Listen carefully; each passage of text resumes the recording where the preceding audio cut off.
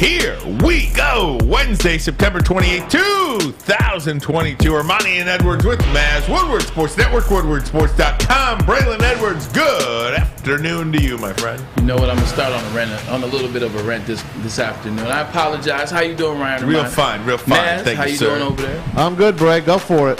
So my good friend Ryan Ermanni asked me last night. He said, Braylon, what are you watching on days like this? You know, it's Tuesday, it's Wednesday, there's no football. And I told Ryan, I said, I've been into these sports lately. I've been into documentaries or sports movies. I actually told you I was going to watch For the Love of the Game.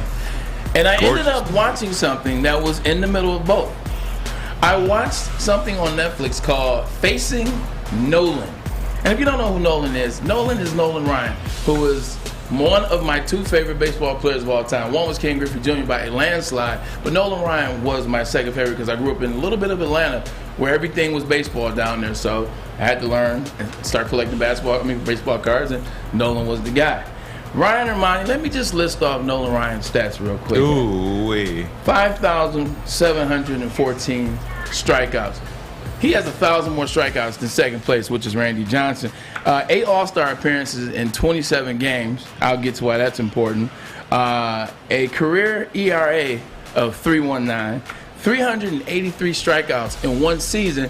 That's also a record, beating Sandy Koufax, his idol, by one. 7 no-hitters. His latest no-hitter, or his last no-hitter, was at the age of 44. Now, the reason why I'm upset, and the reason why I have a gripe and a bone to pick, is because he's the best pitcher of all time statistically. You can say what you want to about him only having one World Champions or World Series win, and that was the '69 Miracle Mets, in which he was actually only a reliever at the time, and then eventually things would happen. This man did not have one Cy Young to his name. Get out of here. Not one Cy Young. Never knew to that. his name. Ryan, he has 4 20-win seasons. No Cy Youngs. 1973, Nolan Ryan struck out 383, more than anybody had ever done before. Who won the Cy Young that year, Joshua Palmer. Who? Josh Palmer. Jim Palmer. Jim Palmer. Hey, see, I don't even remember his name exactly. We don't know who Jim Palmer is. What was going on with Nolan Ryan and Bud Selig? Why the Nolan Ryan hate? Like, I don't understand how a man that has 383 strikeouts, wins 23 games, gets to the playoffs, gets to deep in the playoff, he doesn't win Cy Young. Now this is where I go to where Ryan Ermanni says, you know what, I don't believe in individual awards because they don't matter. Nolan Ryan not winning one Cy Young in his 27-year history is blasphemous. It's absolute blasphemy. Horrible. Can't believe blasphemy. it. Tom Mazawey, what do you make of that? Well, you know what's more horrible? As a Met fan, they traded him for Jim Fregosi. God rest Jim Fregosi. The old manager of the Phillies? Yeah. Well, Nolan was wild at the time. Now, I get it. So, watching the special, you realize that Nolan Ryan was, he was the hardest thrower ever in the history of baseball, but he was very wild his first 4 years. It wasn't until he leaves the Mets and he goes to the Angels that I believe it was Tim something is his pitching coach, basically taught him, re-aimed him. And once he re-aimed him, the rest is history. I know, but it sucks as a Mets fan to have a talent like that and they let him walk. And Nolan, same year. Must have been a baseball day because you watched your show last night, Maz, which was a little bit of a... It was awesome. I watched an uncivil war. It's the Yankees and Dodgers from '77 and '78. It was phenomenal. 2 hours on ESPN. I couldn't stop smiling.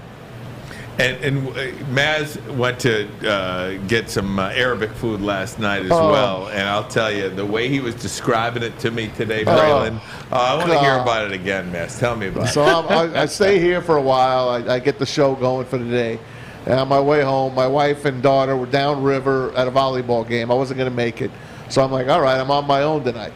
And all I kept thinking was a lunch that you and I had a while back near our house, Sahara.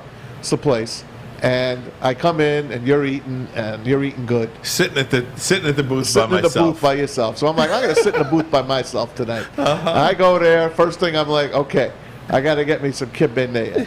Okay, kibbeh Comes is like, with a salad. It's, What the it's hell like is that? it's like raw lamb. It's raw kibbeh. That's that stuff that I told you. It's Raw that lamb stuff. mixed You with put that cracked raw wheat. cabernet in the grape leaf and it was cold. No, Thank you. That's exactly. That's a little different. Little different. Kefefta. But not kafta. Kafta. Yeah, Kafta. text you a So picture. George I Karlaftis. I get that. I get he brings me a salad.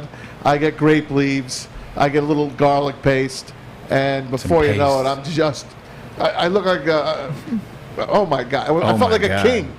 This great, delicious food, but I was so embarrassed because it took up the whole table. I'm like, can I have some to-go containers? I packed it all away and brought it home for my wife and my daughter. Trying to make it like it wasn't all for you. Yeah, exactly. But I did order extra to bring them home dinner, and they ate like queens when I brought it home.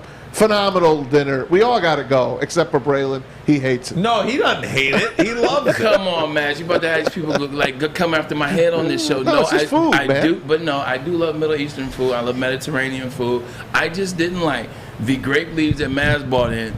I understand how grape leaves work. I had never had them to where they were cold and they were with lamb. I had never had those before, so I didn't enjoy that. But I do like some versions of grape leaves, and I love Middle Eastern food. Come on, man. And Mom has good I live grape in West leaves. My Bloomfield. mom has good grape Oh my leaves. God! I live in West Bloomfield. Like every other restaurant is going to be a Middle Eastern spot, and they're all good. Mrs. Ermanni makes the best. And they're Grape all good, leaves. but they all have their own taste. Yeah. So every restaurant you go to, Yeah. any ethnic background you are, they all be all different. have their Yes. own taste Soul to food it. spots are like that too. Like you go to some soul food spots and the greens are a little stringier. Like they're not as collared as it. The macaroni and cheese isn't as twice and triple baked. It's a little more Kraft macaroni and cheese. So I definitely get it. There's a little more love placed in certain Dude, areas. this Sahara Ooh-wee. grape leaf was as close to Mama Ermanni's You got me as hungry you could now. get. Oh, dude, it's so good. I mean, my mouth was watering right I'm now. gonna go Stop on it, man. Saturday. You know what I'm gonna do? Sheesh. I'm gonna go on Saturday. I'm gonna get a carry out. I'm gonna watch a Michigan-Iowa game There and you just go. crush. There you Arabic go. food. Just crush. It'd be a nice metaphor for what's going to happen on the field as well. A crushing. Absolutely. We'll talk to Michigan and Iowa today. By the way, Iowa, just, Jim Harbaugh says, and we'll talk about this, Jim Harbaugh says that's where top 5 teams go to die. How about Iowa, 5-1 in their last 6 games against AP top 5 teams in Iowa City? Yes, that you can't argue with that. And the reason why you can't argue with that stat is because a lot of the same identity is on that team. Like Kirk Ferentz hasn't been anywhere in 40 years. His son's been on that team. The defensive line coach, like they've had the same tight ends coach for the past. All these tight end U, as they call it, they keep the same identity. So they have the same coaches, the same head coach. They running the same stuff. And when teams come there, it's that same. Like we know we're gonna beat you. You chose to come to Kinnick Stadium at night. That place it's a spook dungeon. It's a tough place to play. Definitely want to talk a little Michigan State football today as well. I mean, Bray, For what? Michigan State is in trouble. Could they potentially lose 6 games in a row? We're going to find out who Michigan State, what they're made of this week when they play on the road at Maryland. Wow. Close loss. Are they going to hang tight or are you going to completely fold? We're going to find out about who Mel Tucker is as a head coach. I think, even though you don't have your guys, I understand that, but still, nobody expected this. We will talk about Michigan State, so I don't want to get ahead of myself, but I will say this. We already know who Michigan State is. We're not trying to find out anything about them at this point. We know who that team in East Lansing is. Some Lions news. Let me get that to you right out of the gate here. Can we put up the injury situation? I do want to mention this just to get you some news here. Dan Campbell announced this from our Maddie Miller. Dan Campbell announced the Lions players that will not practice today. Frank Ragnow, Jonah Jackson, TJ Hawkinson, DeAndre Swift, Amon-Ra St. Brown, Josh Reynolds, and DJ Chark. Besides that, we are fine. But you know whose name is not on there? Maz. Who's?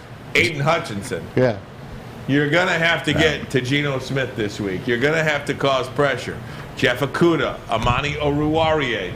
Defensively, they seem to be coming back a little bit. And I think that, Tracy Walker notwithstanding, they seem to be getting healthier on that end. When I look at that list right there, one thing that I pay attention to that tells me is everybody on that list is either a potential Pro Bowler, a Pro Bowler, or someone that you value especially, which lets me know that, you know what? We're going to take it easy on these guys. They may have to miss today's practice so that they can go through a Ginger Thursday and so they can go through a Chill Friday so that they can play, which is the bottom line, on Sunday. No pun intended. A little nostalgia for you right there. But those guys will be fine. With the exception of Amon-Ra St. Brown and DeAndre Swift, I believe those guys will be fine.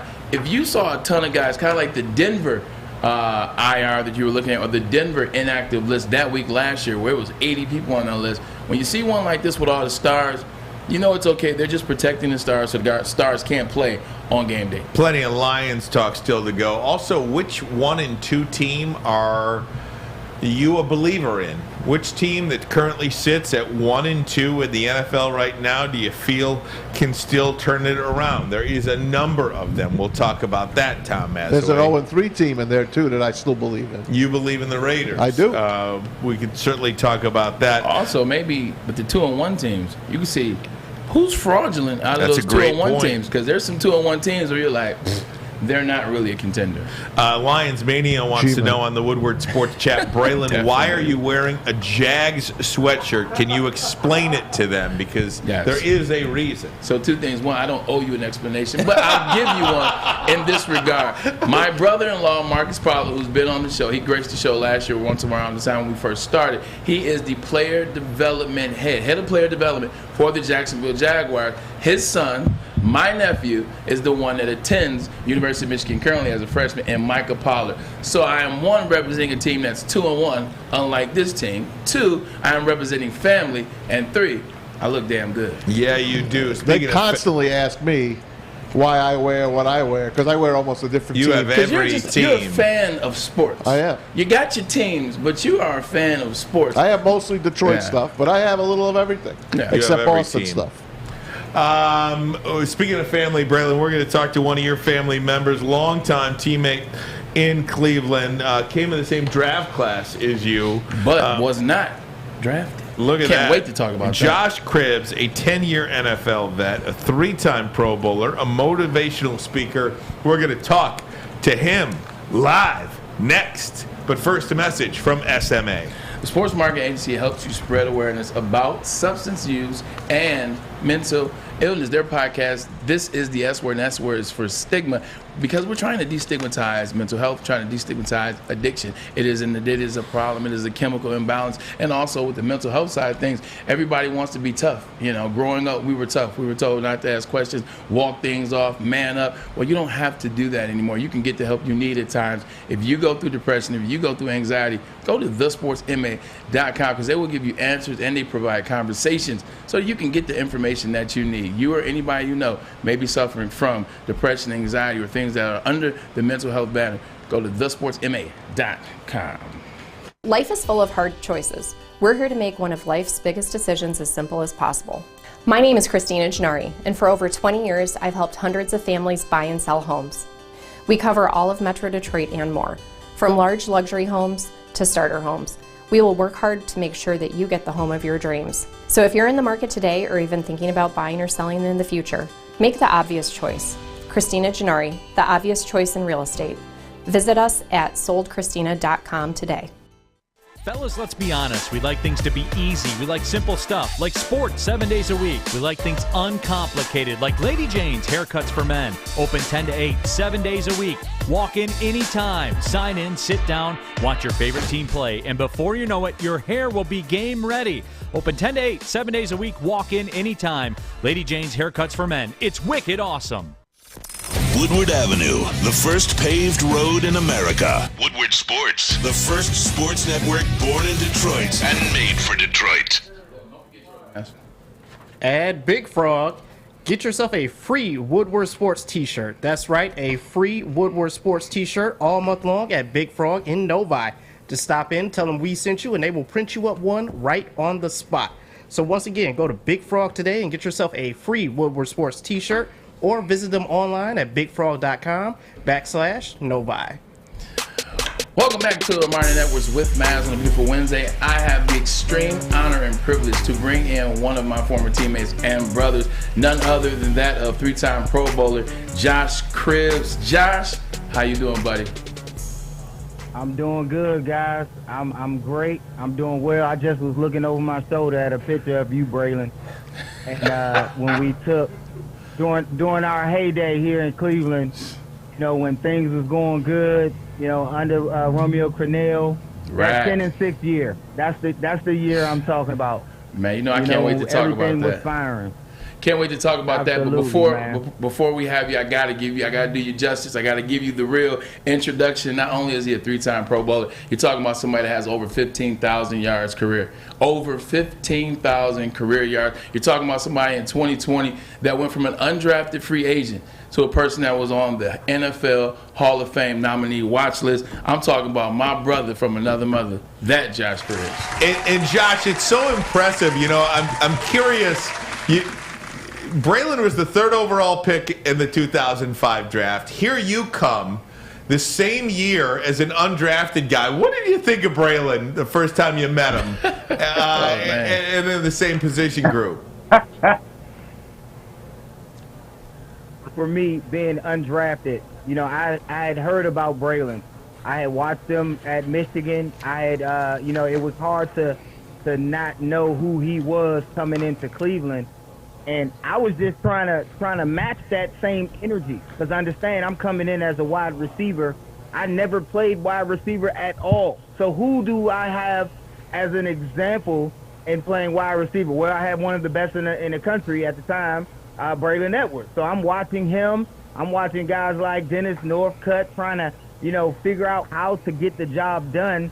And, I had some of the best examples in the same meeting room. So they made that transition. Well, I won't say all of them, but Braylon was a guy who made that transition easy for me, as well as guys like Lance Moore, other guys that we came into the NFL with. His signing bonus was bigger than yours too. So I mean, did he take you out to dinner at least, or anything like that? This guy over here. Braylon was bound to do that, not just for me, but for the wide receiver group. And I just, was able, because I made the football team, I was able to take part in a lot of the wide receiver, amenities, we'll just say. And, we used to roll tough, all the receivers, especially the young receivers. Braylon had a Bentley coupe coming out, and it was only two passenger for the most part. It was a 2-passenger, but yet it'll be 3 or 4 receivers in that vehicle with Braylon in the back seat, and all the other guys will be fighting over that front seat.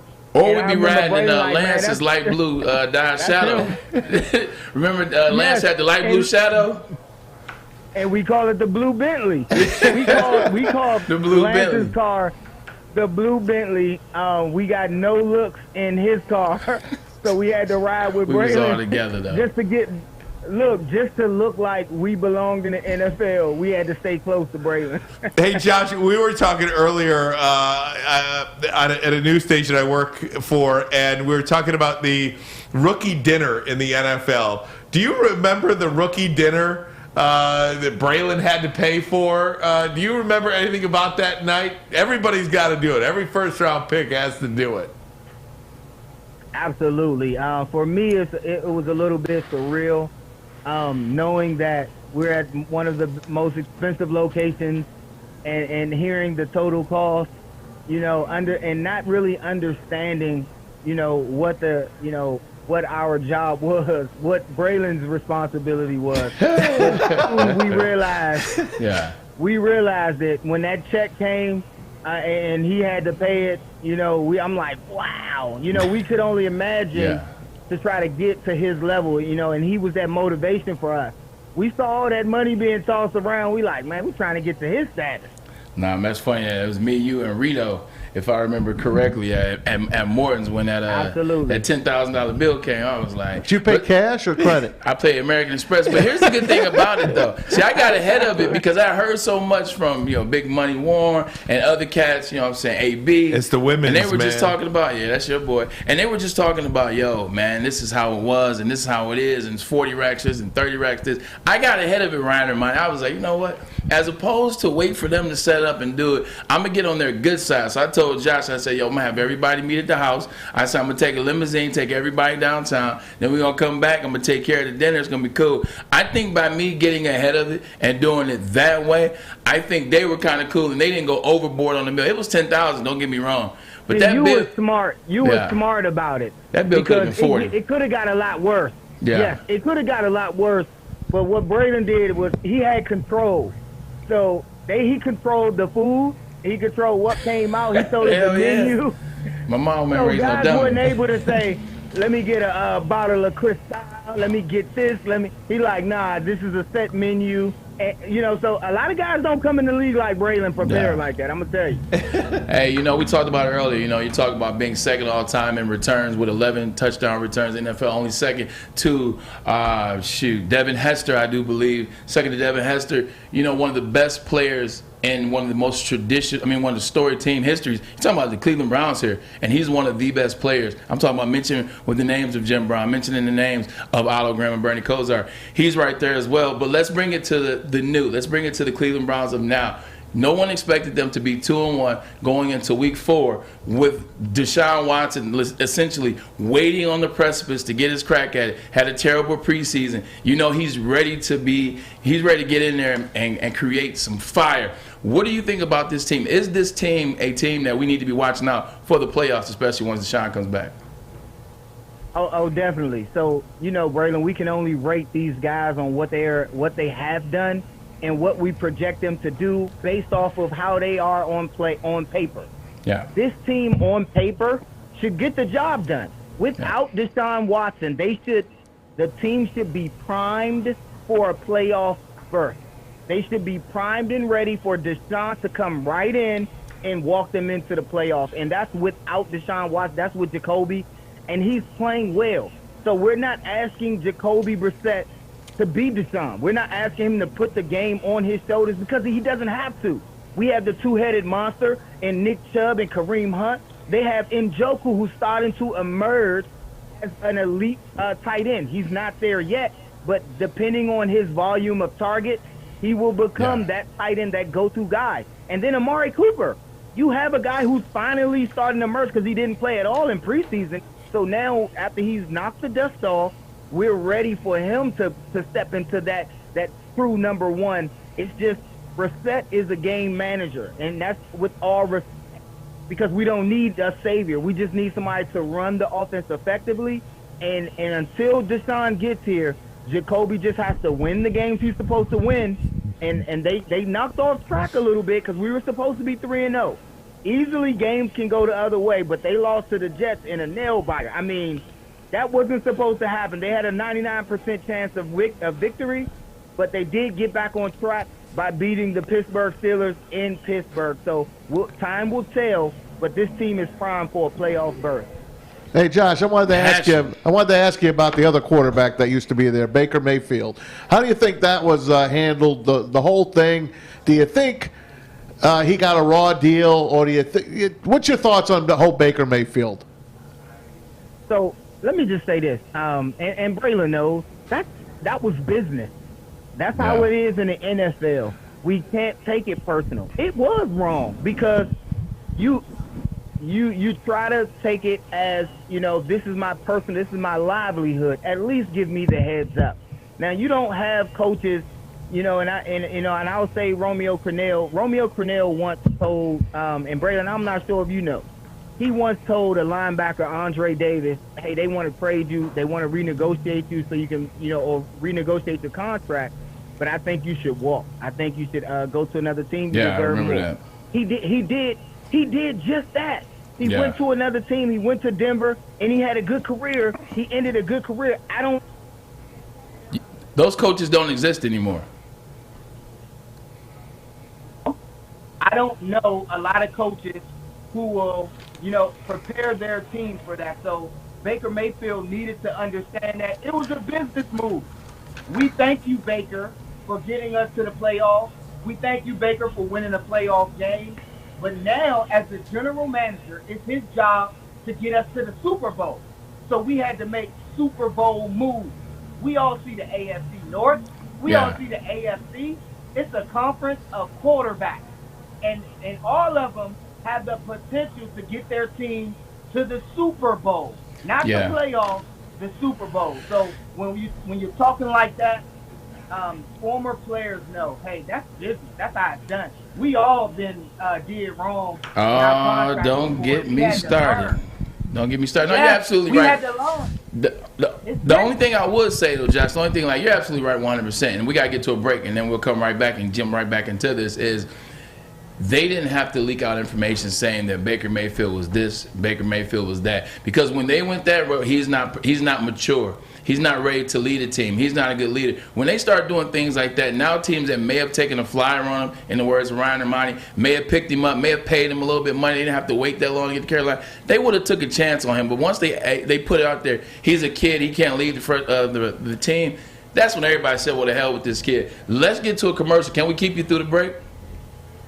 Yes, let's do it. All right, cool. Ryan. Let's do it. We'll keep you 60 seconds from now. More with Josh Cribbs. I want to ask him about playing high school sports as well. 4 sports start in high school. You don't see that anymore. Very true. I want to ask about that, the importance of that, also what he's doing today. But first, the Folding Warehouse. In Hamtramck, got to get down there. A couple ways to play the football and bowling game. $12 unlimited open play or a private lane reservation. For 12 people, you can have for 2 hours. It'll run you $120. You want to get a drink? They got multiple full bars, over 100 beers to offer, and the $2 mystery beer machine. Bring your own food in or have it delivered. Plenty of room to spread out and enjoy yourself. Get your fold on. Do it as soon as possible. Check it out at foldingwarehouse.com. It's a great day to get some Centron in your life. Okay. There it is. Centron. Here we go. Gotta grab the cranberry. Oh wait, it's 2 for $4. Gotta double up with the classic as well. Centron World, baby. Centron, available at select Krogers, and if you want to know how, go to @CentronWorld.com. You get dope like me. You know what? Why wait?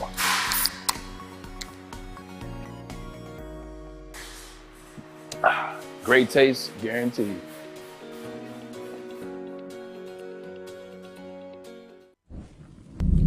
For a limited time only, all new burgers and loaded fries at Big Boy. It's not a Slim Jim, it's the Big Jim. The chili cheese is such a tease. Guess what else is new? The bacon blue. How about upgrading those fries? Chili cheese fries, baked potato fries, nacho fries, what will it be? Satisfy those taste buds at Big Boy. We are the network for Detroit by Detroiters. Welcome to the Woodward Sports Network. Hey, in case you didn't know, Planet Fitness is the official studio sponsor of Woodward Sports. It's also home of the Judgment-Free Zone. No judgments. You can work out for just $10 a month. Yes, that's right. That's it? $10 a month. Oh, or do yourself a favor and upgrade to the Black Card with unlimited guest privileges, that hydro massage, and so much more. Join In Club today or check them out online at planetfitness.com. Right back here, Woodward Sports Network, woodwardsports.com. Ryan Ermanni, Braylon Edwards, Tom Mazawey. We have on the line Josh Cribbs, 10-year NFL vet, 3-time Pro Bowler, motivational speaker, all-decades team.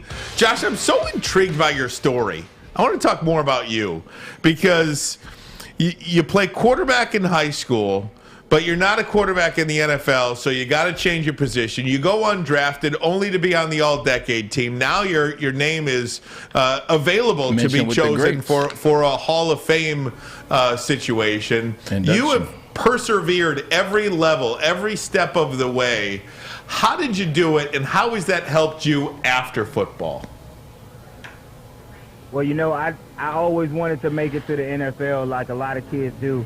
But I didn't specify at what position, and maybe I should have, but it worked out all right. I played quarterback in high school and at the collegiate level. You know, I felt I played pretty well to be a quarterback at the NFL level. Had tryouts with Washington Commanders coming out of college, and you know, a scout for the Browns said, "Hey, we want you to play special teams for us right now." If anybody is telling you, you know, that you could be a quarterback, they want you on a practice squad to try to develop, but we want to have you active now. So that was my opportunity right there to make that decision. I made it, and I'm not upset about it. I had an opportunity to play in the National Football League, greatest league on earth, and it was the best and the greatest times of my life to overcome certain things and that adversity that the NFL had, that we all experienced as players, prepared us for so much after football. I mean, no will not, is not an answer that, former NFL athletes take. We have a 0.01% chance to make it to the National Football League and to last in the NFL. And, that stays with us outside of the NFL. That helps us persevere any situation and to overcome. It's funny, Josh, the first time I saw you play was in 2002. I was working at a Toledo television station, and we covered Bowling Green at the time, and it was the biggest story in the world because Bowling Green had a ranking attached to their name. Josh Harris. Under Urban Meyer. Josh Harris, right? Yep. So Yeah. we followed Bowling Green to Kent State. You were the quarterback of that team, and although Bowling Green won going away, I mean, you could just see that you were a different guy out on that field compared to everybody else. Remarkable stuff. So I followed your career a long time, and so happy for your success. Yo, Josh, you talk about I him. appreciate that. Hey, Josh, not to cut you off. You talk about being a quarterback, and getting tryouts to watch the Commanders. It's your hometown. You're from D.C., the 202. Like, talk about wanting to play quarterback, not being able to play quarterback, having a great career wide receiver, but now you're watching these individuals that they keep saying for some reason, they keep moving the goalposts back, whether it's Tua Tagovailoa, he can't do this, he can't do that, whether it's Lamar Jackson, they're still trying to find ways, although he's continuously proving them wrong, or it's Jalen Hurts. They continuously move the goalpost back for mobile quarterbacks. Just talk about that and talk about why is that in this NFL and why is it from analysts? Yeah, and it's so funny, Braylon. You know that the NFL is a copycat league. So, you can go back even when, the mobile quarterback for Seneca Wallace. And you can see how he came back and how he had to, go through adversity. You can see Colin Kaepernick pushing his team to the playoffs and beyond. And then everybody saying, oh, we want that. So then they started to look for the mobile quarterback. However, you can tell what Lamar Jackson is going through right now, that the mobile quarterback does come with a tag, because one of his greatest talents, abilities, is running the football. And to quantify that like a quarterback, they're saying that's the risk, that at any play he can go down, so he is not worth that big contract.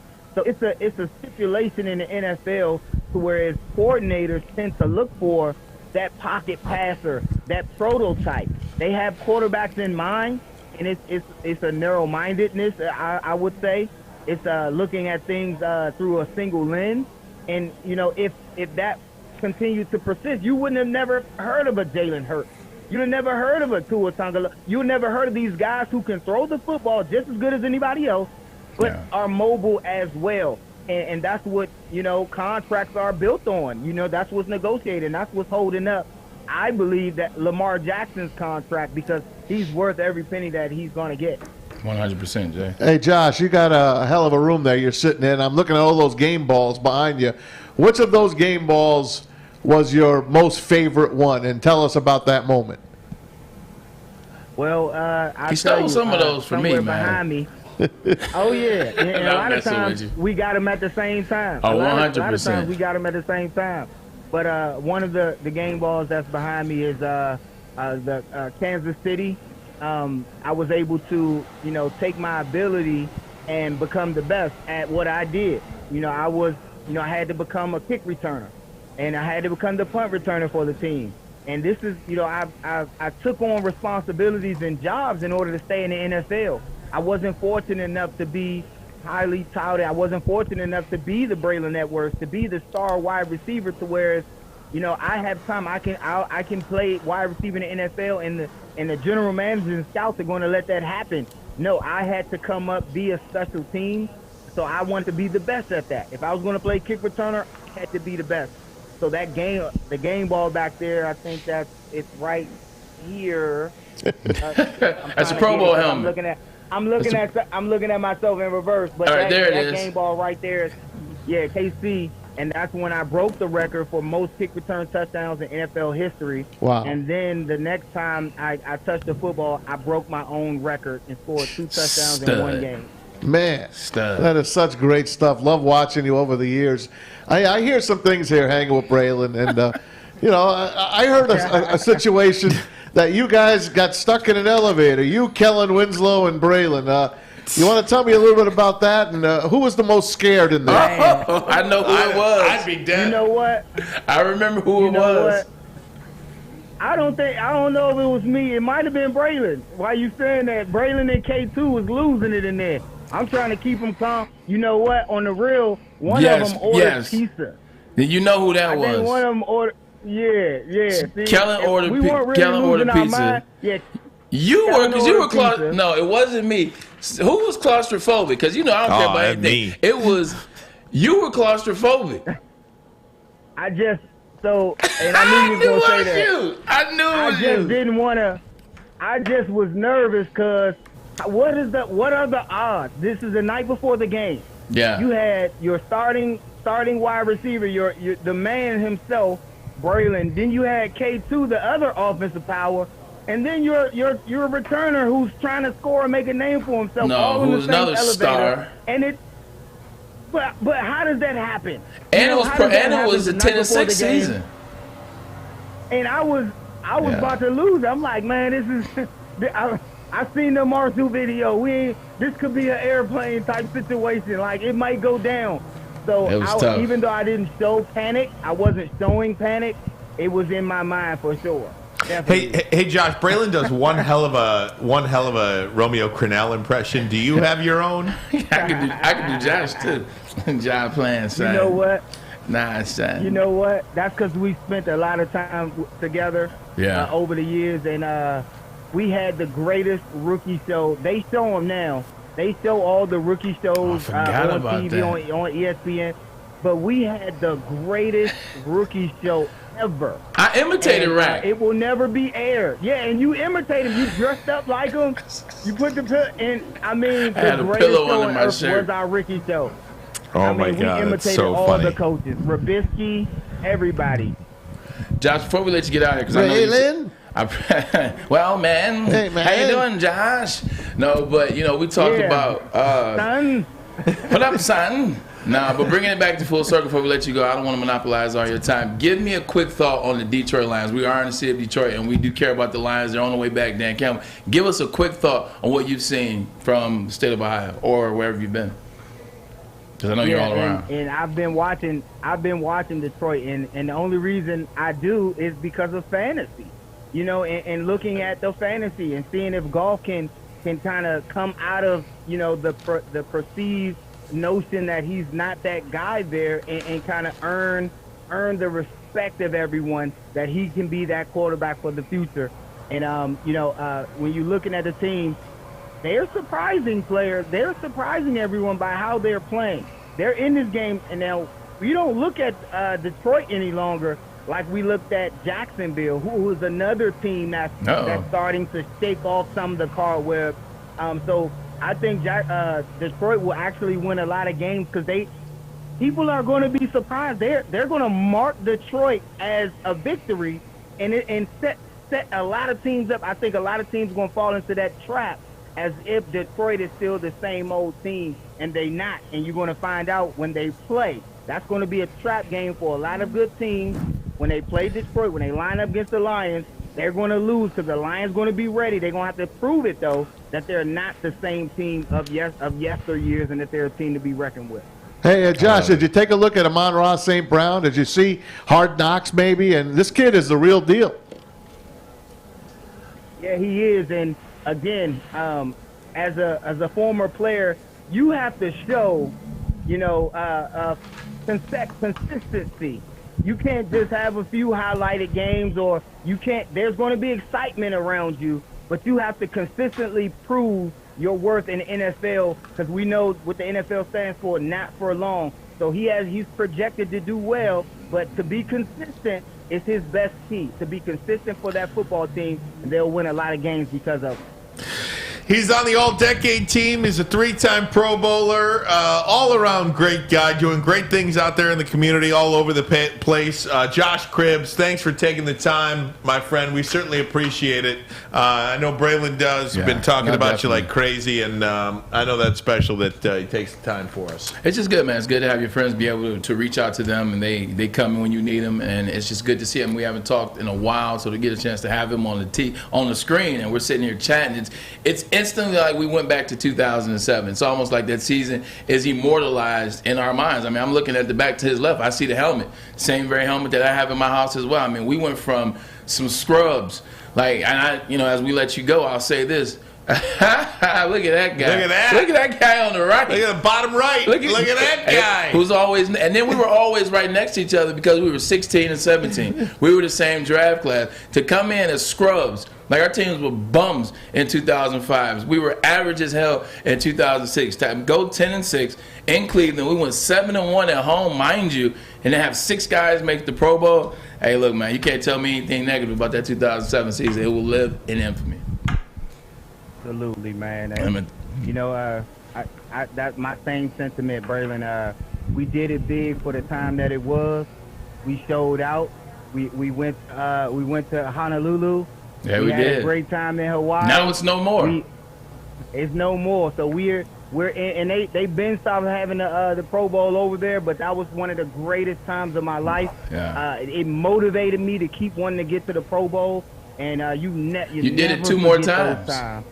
Absolutely, and you even caught some passes in that 09 Pro Bowl. You caught some passes that year. I paid attention. Because y'all didn't want to play. Y'all was making all of the rookies. Y'all was making all the other guys play. Y'all was like, nah, we on the Mai Tai. We drinking Mai Tai. I don't know what you're talking about. That's another story. That's time for another story. 100%, man. I love you like a brother, man. You know what time it is. Thanks so much, Josh. Really appreciate it, my fan. All the best, my friend. Thank you so much. All the best. I'll text you after. Absolutely. Guys, we're going to take a break. Come right back. There is one thing I want to tell you, I want to talk to you about that I didn't get a chance to ask, but I just didn't want to monopolize all his time. But I'm curious. You know what time it is. Yeah, I love it when Braylon says that. It is time for Les Stanford Chevrolet Cadillac. No secret that new cars are hard to come by. They are available at Les Stanford. Got to make a plan, though. Allocation coming in for lease or purchase of new vehicles. Les Stanford has over 350 pre-owned cars on their lot right now. All makes, all models, all years. Some with less than 500 miles, so they're like new. For more, visit lesstanford.com. lesstanford.com. Find new roads. Find them. At work and at home, we're there with smarter security solutions. Featuring complete automation with customized alerts and more. For over 90 years, we've been the company that's been counted on to protect what matters most, all with personalized service and care. Right now, for a limited time, receive a free video device plus free installation with a new home system. Guardian Alarm. We protect Michigan. New to the game or a season better? OddsTrader.com has everything you need to make the right bet ahead of kickoff. Begin your handicapping journey with OddsTrader. Improve your edge by finding the best price on every game from sportsbooks in your backyard. Take advantage of the numerous sign-up bonus offers to pad your bankroll. Dive into key game statistics, player performance, and even account for the projected game day weather. Best of all, you can use the OddsTrader bet tracker to keep a log of your action. Welcome to OddsTrader, and best of luck. You have an opinion? Make sure it's seen and heard. Corner, jumper, tweet us, hop on the YouTube chat, slide in the DMS at Woodward Sports on all social media. At Alta. Here we go, Alta. Alta Equipment's got everything you need to get the job done. Have a big project coming up? Well, Alta Rentals got you covered. Call them today at 844-GO, the number 2, Alta. That's 844-GO-2-ALTA. One of the things that I wanted to talk to Josh Cribbs about that I didn't get a chance to, because it would have taken the conversation down a different road, and I wanted to stay on the road we were at. Yeah. And I didn't want to monopolize all his time because I think it's a bigger topic. But he's such a fascinating person to me. He played 4 sports in high school: football, baseball, basketball, and he swam. Yeah. There is no better workout for somebody, a full body workout, than being a swimmer. And without really putting pressure on your joints and muscles and bones. Absolutely. That's another great point. The buoyancy. But I'm just curious, like, here's this guy that played 4 sports in high school, played quarterback in a Division I college football, is on the all-decade team, so he knew what he was doing. He played pretty damn good football. They don't play 2 sports anymore, let alone 4 sports. Yeah. It is what has happened to youth sports in America is downright criminal, in my opinion. Thanks to travel sports. Out criminal.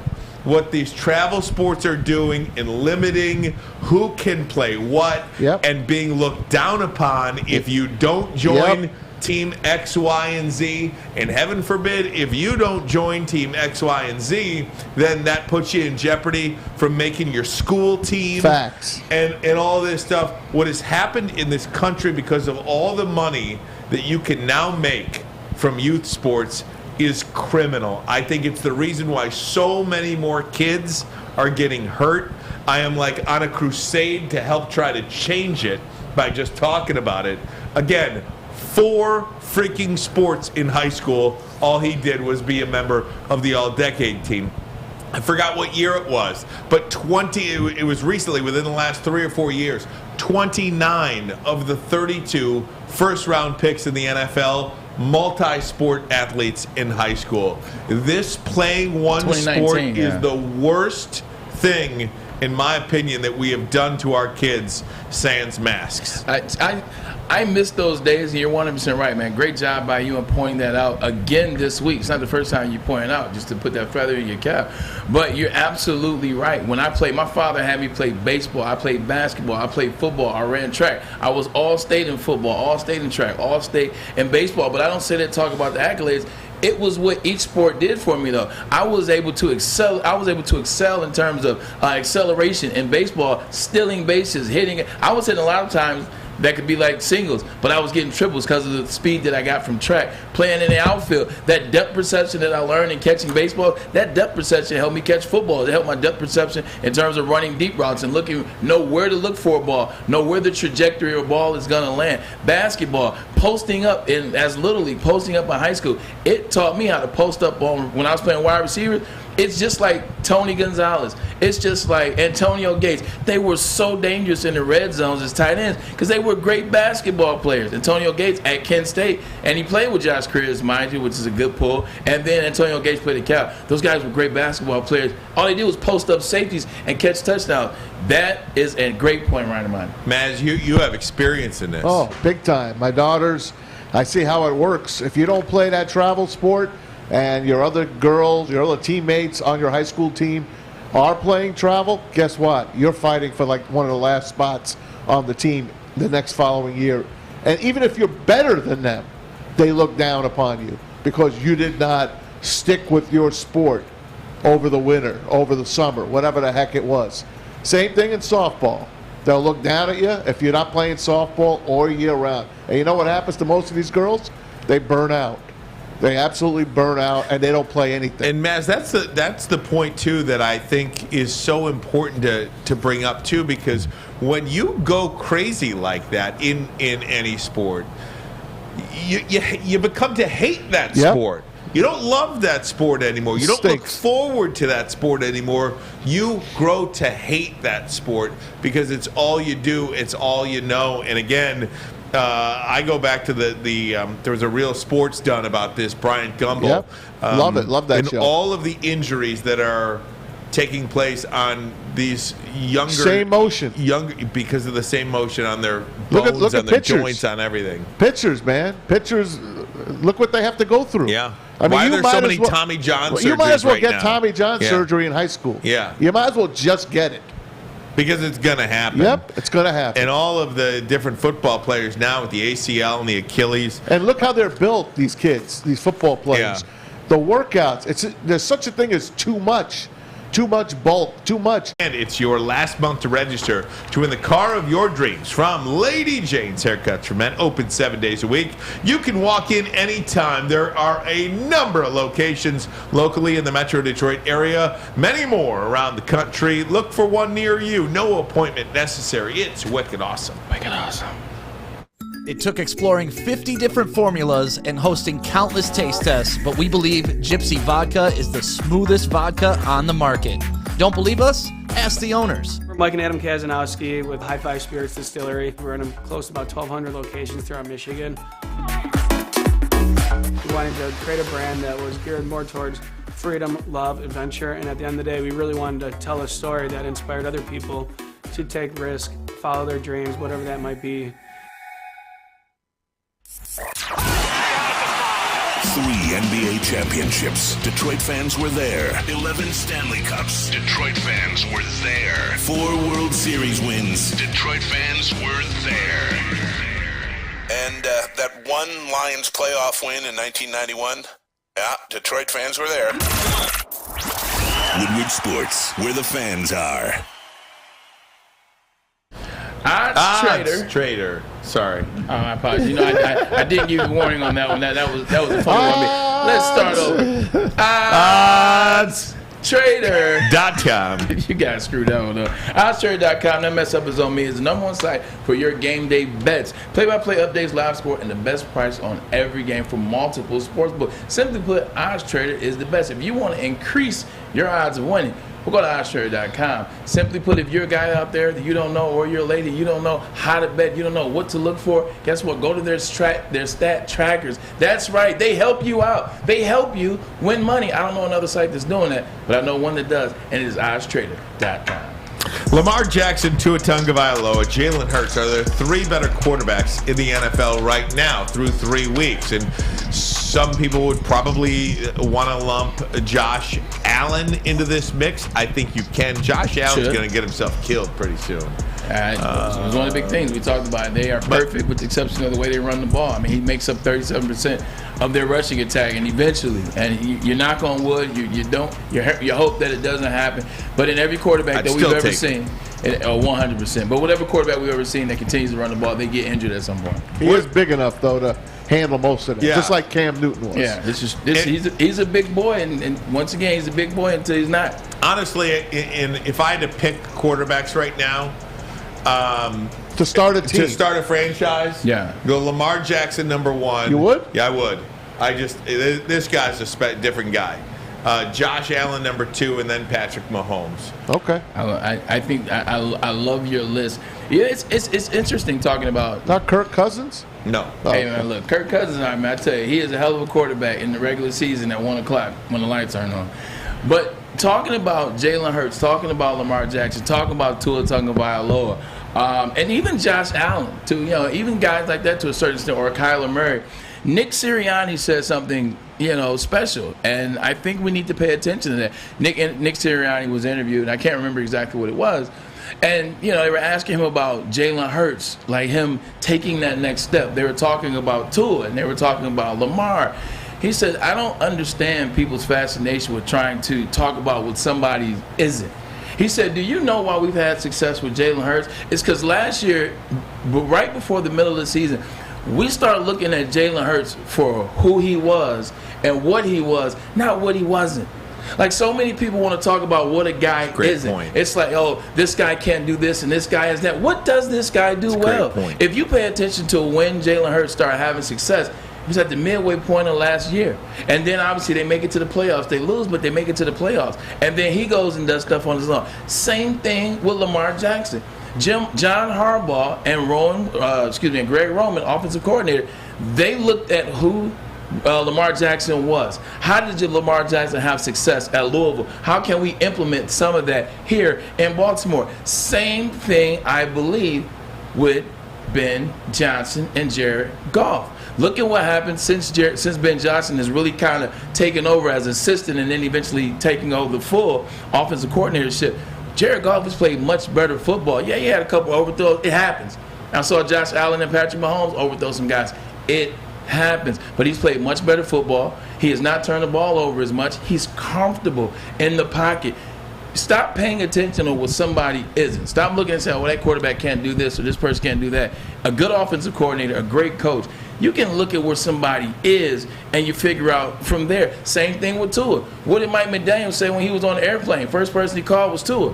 He said, Tua, so excited to work with you. I can't wait to get to Miami. We're going to do some great things, going to bring some weapons for you, and we're going to get this thing going. Mike McDaniel didn't look at what people said about him not being able to throw the ball down the field or not being able to hit Jalen Waddle in stride. He looked at the things he did well, like being a leader and going out there in the second half of a national championship and winning the game. Like, that's powerful stuff. Do you think Brian Flores is regretting what he did? I'm just going to ask you that, because here's a guy that I thought was a phenomenal coach. I was jealous of the Dolphins when we had Patricia and they had Flores. I'm like, man. I remember one Sunday I'm sitting there watching all the games with my buddies at B-Dubs. And I'm like, look at this guy. He's on the field chasing down a referee or getting in his player's face, you know, and the respect that he had. And then what he did, he put his whole career on the line to put an injustice to rest. And now he probably ain't going to be a head coach anymore. Yeah, he's a special assistant with Pittsburgh, thanks to Mike Tomlin. But here's a guy that had this team ready to win. Mike McDaniel walks in now, and he could be coach of the year. Mass, this isn't a similar situation to Mark Jackson and Steve Kerr with the Golden State situation to this situation. Now, is Mark Jackson maybe a little bit upset the way he handled himself and going off on players, and maybe he could have brought a little down to the level of sensitivity that players have nowadays? Yes. Now, you're talking about Brian Flores.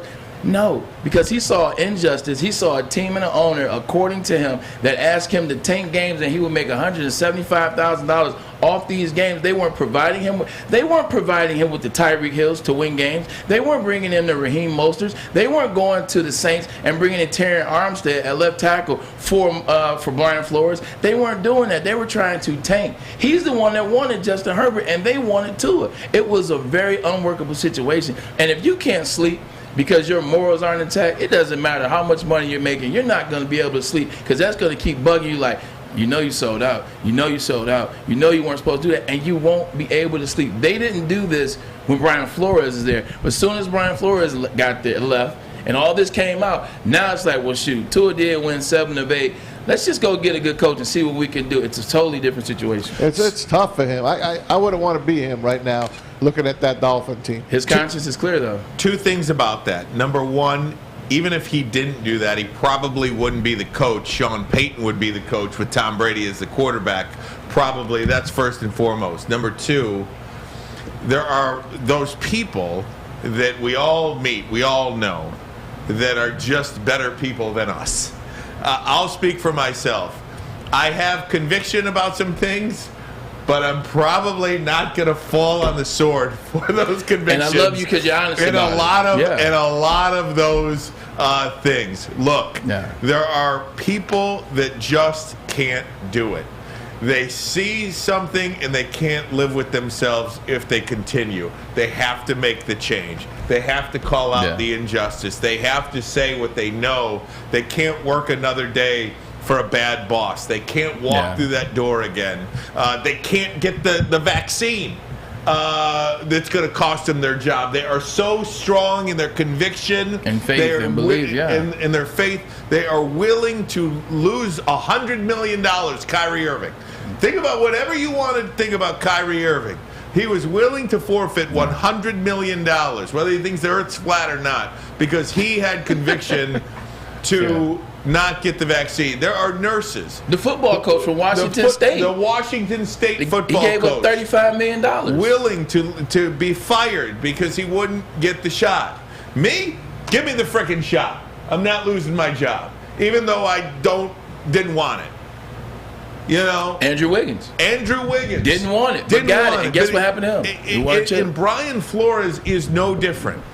Brian Flores is a guy that wasn't going to get the shot. Paraphrasing. Metaphorically speaking. Yeah, paraphrasing. Metaphorically speaking.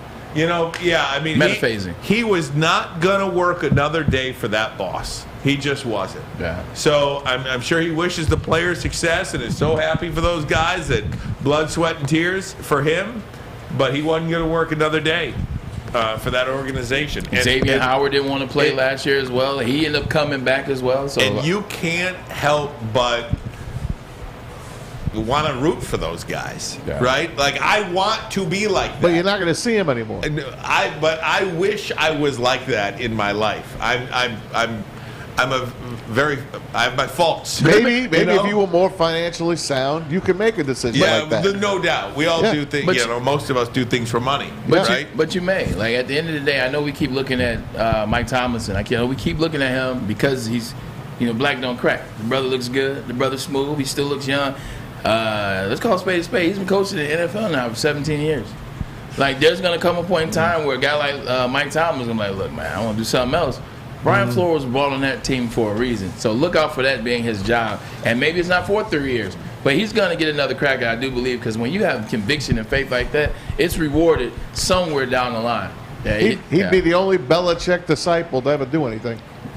No doubt. Guys, Josh McDaniels. I want to go around the NFL. We're also going to tell you about which teams at 1 and 2 are contenders, which team at 2 and 1 are pretenders. Plus, we're going to debut a new segment here on the program. Watch out Wednesdays. Watch out. Wow. Watch out Wednesdays. What are we watching out for? We'll have that all in this hour of the Ermanni and Edwards program with Maz. But first, a message from Chili Peppers Tanning. Look at that beautiful sunshine out there. Not. It's time for a tan, everybody.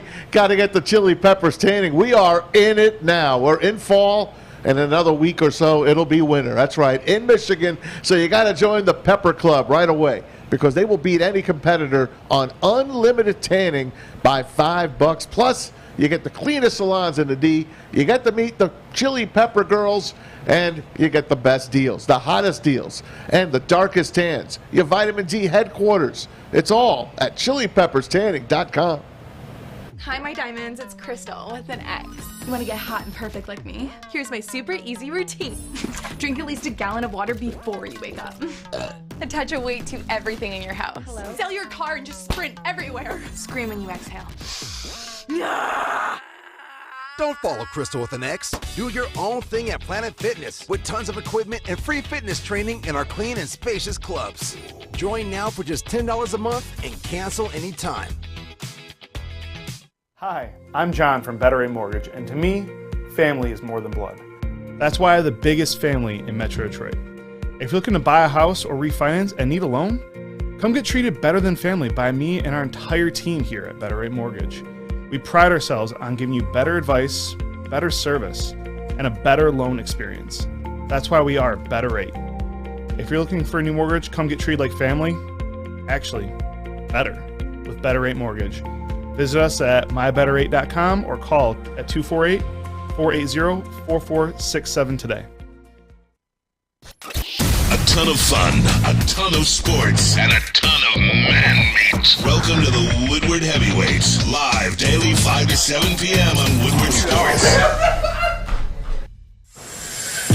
Yes, sir! WoodwardSports.com, Woodward Sports Network, Ryan Ermanni, Braylon Edwards, Tom Mazawey, Fletch, and JB, Jeremy Bryant in the house. Having fun. That was a great hour, I think. That was a great hour. Phenomenal. Definitely. If you're having fun, you're talking sports and it goes quick, you know you're doing all right. Yeah. So, little inside radio, or whatever you want to call it. Inside digital media. Inside television. Inside sports talk. Inside sports talk. Inside anything. So, I listen to, and this is an area I want to be better in, and that's interviewing. My whole life I'm interviewing people. I almost like to say now, I just want to have a conversation with them. It's not even an interview. So it's not even an interview. So the guy to me that does this better than anybody, I think I know him, is Drew Lane.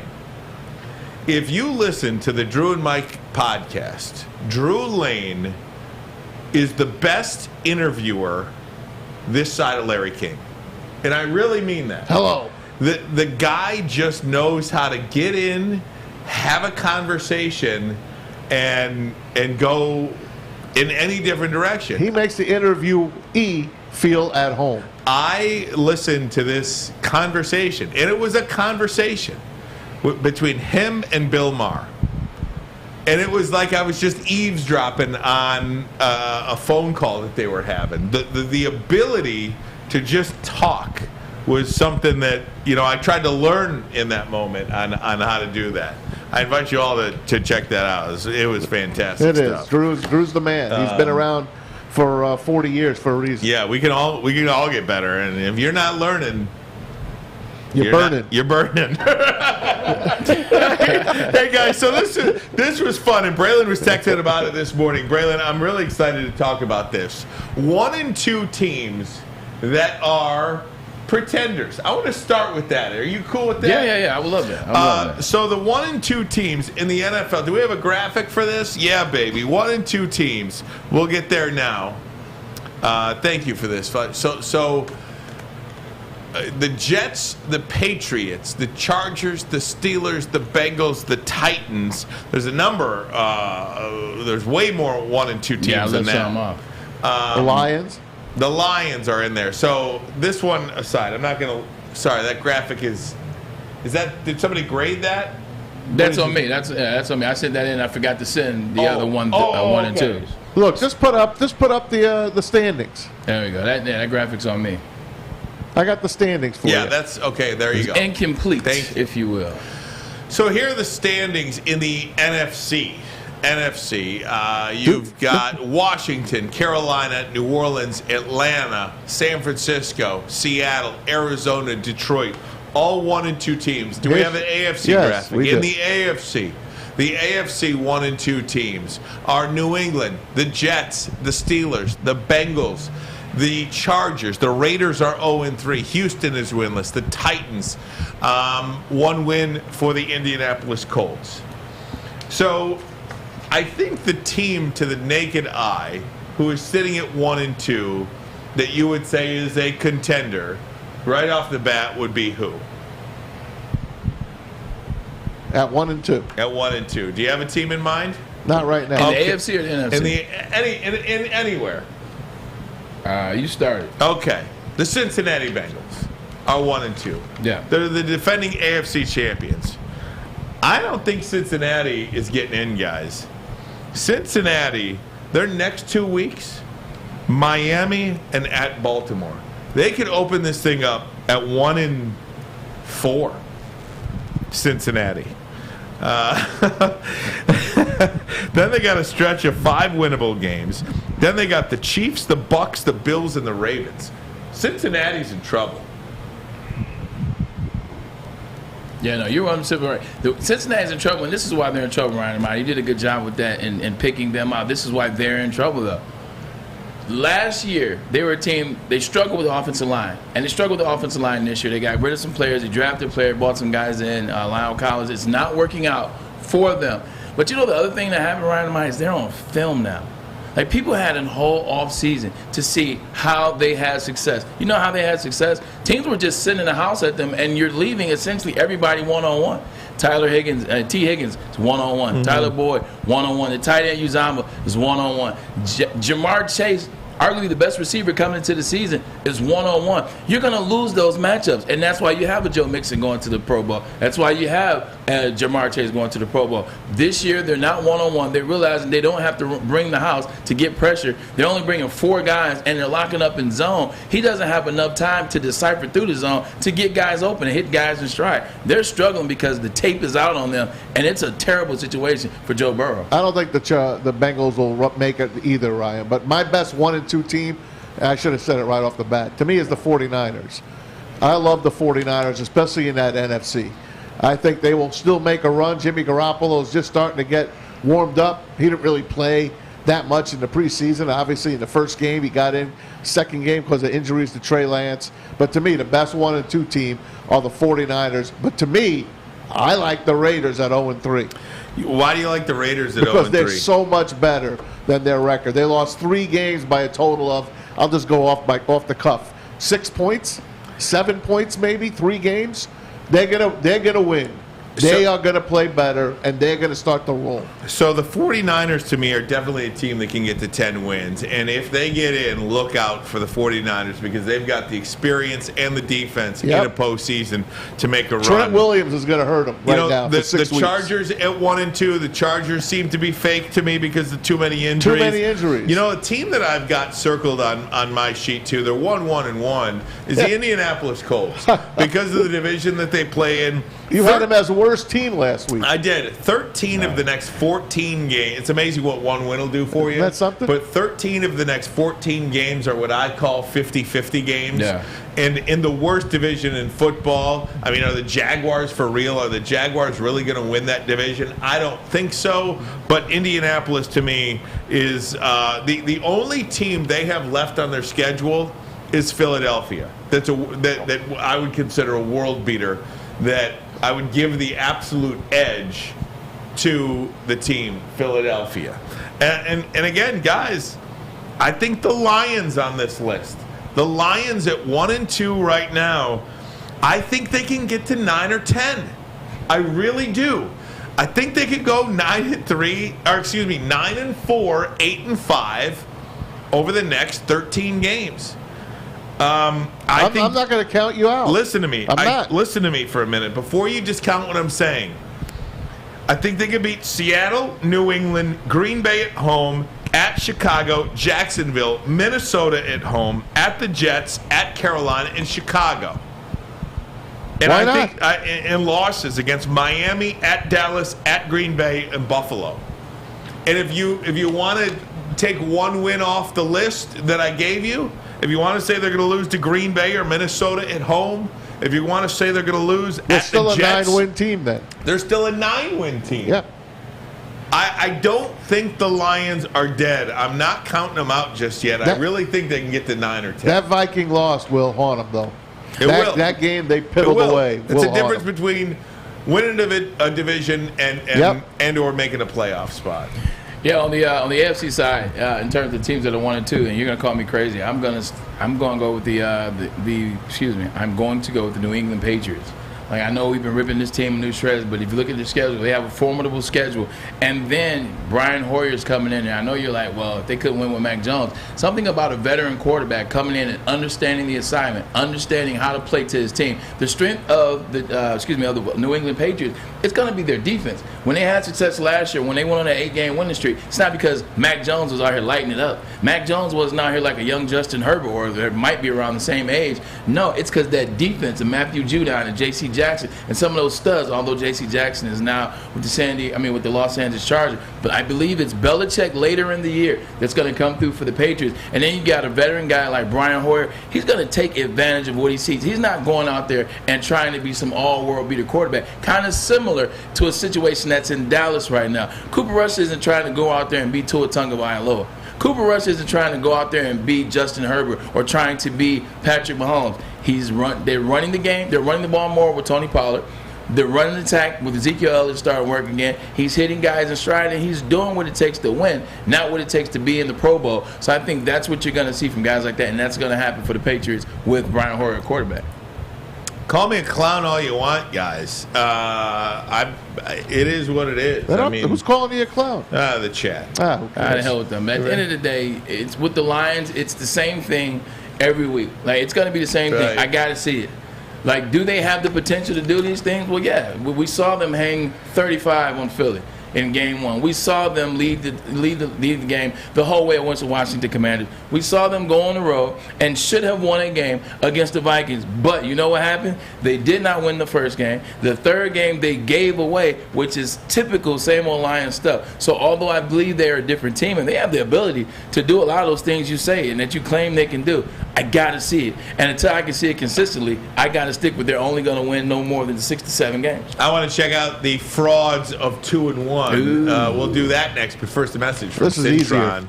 Yeah, this is easier. It is easier. Citron is the official energy drink of the Detroit Red Wings, and now, for a limited time, they have combined all 3 of their flavors into a 6-pack limited edition. Go to CitronWorld.com/Red Wings. Red Wings started last night, got a first win in the preseason, 6-2. So they're going in the right direction, but guess what? You want to be there when they take it all the way to the top. So let Citron be here with you as you do the same. Drink it, live it.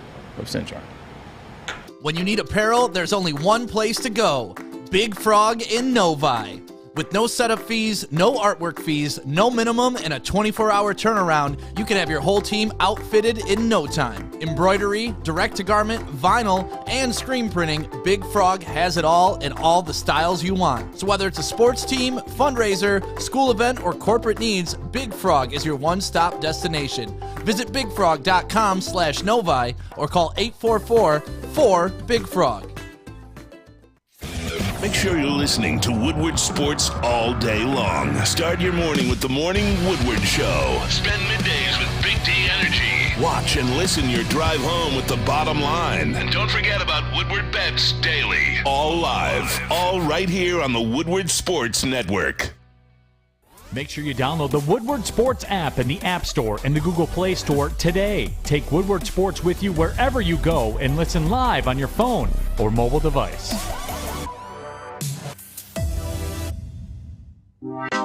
Woodward Sports Network, thanks so much for hanging out with us, gang. Talking about the frauds and the contenders. And it's kind of funny, you know, we all overreact or underreact or however you want to say it to 1 game, 2 games, 3 games now as part of the 17-game season. Still so much football left to be played.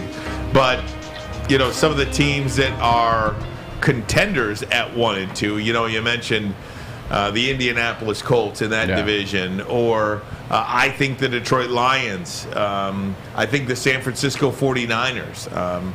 I do not like Cincinnati, but this one might be easier. It's the frauds that are 2 and 1. I mean, just go ahead and list them, Maz. I got those easy. Jacksonville in the AFC. And then you got the Giants and the Bears in the NFC. Those are the 3 easy ones. None of those 3 teams will make the playoffs. And Braylon, you just saw a glimpse of your list. Yeah, well, I saw a glimpse of it. You know, we could, put the NFC standings up there as well, so the people at home can get a better look into what we're talking about. Those 2-1 teams, Maz, you nailed them right off the cuff, man. It's the Giants. We knew they were fraudulent. The NFC East, period. But the Giants are fraudulent. The Chicago Bears are 2-1. They are fraudulent. And then the third team in there, who will we give a third team to? In the NFC or just Jacksonville? NFC, man. I think I could say Tampa's a fraud too, to be honest, but we'll stick with that. I think just sticking with the NFC, you talk about Chicago Bears, you talk about I just lost my train of thought. Who's 2-1 is the other one? Dallas. That wasn't Dallas. That was the Giants. You said I was looking at the Giants. We knew the Giants weren't good. We talked about that early in the year. We talked about Tennessee not being good. They got to win against Tennessee. They can't protect Daniel Jones. They can't get anything going in the passing game there. And then they just lost Sterling Shepard. They can't get the tight ends involved. So they're not a good team. And you look at the Bears, you almost look at a situation when you're looking at this team, because it's the Giants versus the Bears this weekend. You're looking at one guy, Daniel Jones, that they have not necessarily done everything in their power to give him a platform to be successful. They have not put Daniel Jones in positions to be successful. You're almost looking at the other sideline, which is Justin Fields, and you're like, so far, doesn't seem like they put him in position to have success. So he has the least yards in 3 games for a 2-1 team in the history of the NFL. The least passing yards, and of course, they only have like 23 receptions as a team. Yeah, you got to give them a pass, because one game was a rain monsoon. They can't throw anything in the game, the first game of the year or the second game of the year. So you got to give them a pass for that. But they're just not a good football team. There's nothing about this team that I can take away. And people keep telling me, well, Justin Fields shows glimpses. I haven't seen him. I can't see him. I don't see a run game established. Darnell Mooney is supposed to be the guy for him. I know it's early. He's invisible. You took the words out of my mouth, and once again, it's another offensive line that can't protect a young quarterback. So it's like a mirror image looking at Daniel Jones and Justin Fields. You want to lock under Bears and Giants? Well, yeah. I mean, aside from those teams, right? I mean, and even Dallas, to me, I think Philly is the clear-cut favorite in that division. Can Dallas get to 9 or 10? I don't think they're fraudulent, though. You know why? The reason why, and I kind of saw this and was thinking of this. Sometimes when you have a young offensive coordinator and you have a quarterback that has a $400 million deal, or what the hell his deal is, he has a huge deal. That quarterback and that offensive coordinator, sometimes, Ryan, they get cute. Like quarterback tries to go in the game and he tries to throw the D ball. He's trying to, fit balls in the windows paws that don't really belong, and he's trying to do the extra stuff because he's a $75 million man. And then you get the offensive coordinator who gets cute and maybe we can jazz this up and do this. Sometimes you just got to get to the nuts and bolts of things. And what you've seen since Dak has been hurt, they've got to the nuts and bolts of things. What have they done on the offensive side of the ball? They've run it. They lead the NFL right now in rushing yards, or they're second. Tony Pollard and Ezekiel Elliott had 178 yards between them on Monday Night Football. When you're running the ball like that, you make it a lot easier for a guy for Cooper Rush to come in and just find passes that are open, hit plays that are right there, take advantage of zone. Now they're doing 8 in the box, so now you got guys one-on-one. You're throwing 50-50 balls. I think they're for real, and the other reason why is because they have a defense. DeMarcus Lawrence, 3 sacks on Monday night. The best player in the NFL defensively, or maybe the best period, is Micah Parsons. He's on that defensive well, and Trayvon Diggs had his first interception of the season. So I think that defense makes Dallas a legit 2-1 team, unlike the Broncos. Fletch, let's put up the standings for the best and worst divisions in the league. Ryan, who do you think the best division is right now? Well, win percentage. I know who it is, so it's hard to say. It's the NFC East. Isn't that something? Because look what the AFC West is, and we said they were the best. All 4 teams are going to make the playoffs. They're under 500. Yeah, I mean, that's what a 0-3 team for the Raiders does for you. And the Chargers have turned out to be garbage. I mean, the Chargers' injuries are just too much. How about their team doctor? And I'm not even sure the Chargers, without the injuries, they just don't seem like their pieces fit. You can gather talent, and then it's how does that talent fit with one another? They just don't seem like they're a cohesive. Well, they beat the Raiders in Week 1 with a full team. And then Justin Herbert got hurt. That's the point. The Raiders might not be that good either. Well, they beat the Raiders by 5 in Week 1. Week 1's always a crapshoot. You never know what you're going to get. Look at the Rams and the Bills in Week 1. You just don't know what you're going to get Week 1. Sometimes you got to throw it out. Look at Aaron Rodgers in Week 1 this year. Look at Aaron Rodgers in Week 1 last year. So sometimes in Week 1s, you got to be able to throw them out. But look at Game 2 for them, Ryan and Ermanni. They play against the Kansas City Chiefs, who are coming off a stomping, and you thought that team was back. They were beating the Kansas City Chiefs by 10 and then 12. They were on their way to beat the Kansas City Chiefs without Keenan Allen. Oh, here comes a hot take. Without Keenan Allen, they were on their way to beating the Kansas City Chiefs. They were on their way. He gets his ribs bruised, misses a couple throws, and now they lose that team. That team is still right there. I'm listening. You ready for the hot take alert? Go ahead. Hot take. That could be a clown alert too. Hot take alert. Oh, Are you ready, good baby? call. Here's the hot take alert. The fraud at 2-1. Oh boy. That will not make the playoffs this year. I know what you're saying. The Los Angeles Rams. Ooh, whoa! I thought you were going to say Denver. San Francisco going to win that division, and the LA Rams will not make the playoffs this year. Wow. I've got them 9 or 10 losses. What? 10 might be a stretch, but I got them as an 8-9 team. Hot take. Let's get a clown emoji going. Here we go. Yeah, I disagree with that. Just from the standpoint, this is the same quarterback that won you a Super Bowl last year. Super Bowl hangover. I understand that, but as long as you've got players, you're going to be all right. As long as you got players, Ryan and Ermanni, you're going to be all right. You're talking about still one of the best defensive players in football, if not the best defensive player, Aaron Donald, still there. You look at Leonard Floyd, still there. You look at Leonard Floyd, still there. You look at Jalen Ramsey, still there. You look at on the offensive side, Cam Akers starting to run the ball a little bit for them. They had some success running the ball with Cam Akers, who came off didn't play last year, just played in the playoff. And then you're still trying to get Allen Robinson going. So I wouldn't necessarily see them. If you said the Broncos, that's what I thought you were. If you said the Denver Broncos, I do think the Broncos will not make the playoffs. Nathaniel Hackett and friends. I think they'll figure it out because they got too many. They have too many good players on their team. I think something's going to happen where they're just going to give the keys to Russell so he can truly let's ride. There you go. All right, guys. It is a Watch Out Wednesday. We'll have that for you next. But first, a message from Guardian Alarm, your local security experts. Have been for over 90 years. You see that black and yellow sign out in front of your house tells the bad guys one thing. Stay out. Whether you are at home or on the road. They're 24/7 local monitoring. Make sure what is important to you stays safe. Call this number right here, 1-800-STAY-OUT. That number again, 1-800-STAY-OUT. On Wednesday, maybe they should change it to 1-800-WATCH-OUT. Look at that, 1-800-STAY-OUT. Tell them Woodward Sports sent you. We'll be right back. He's going deep, right side.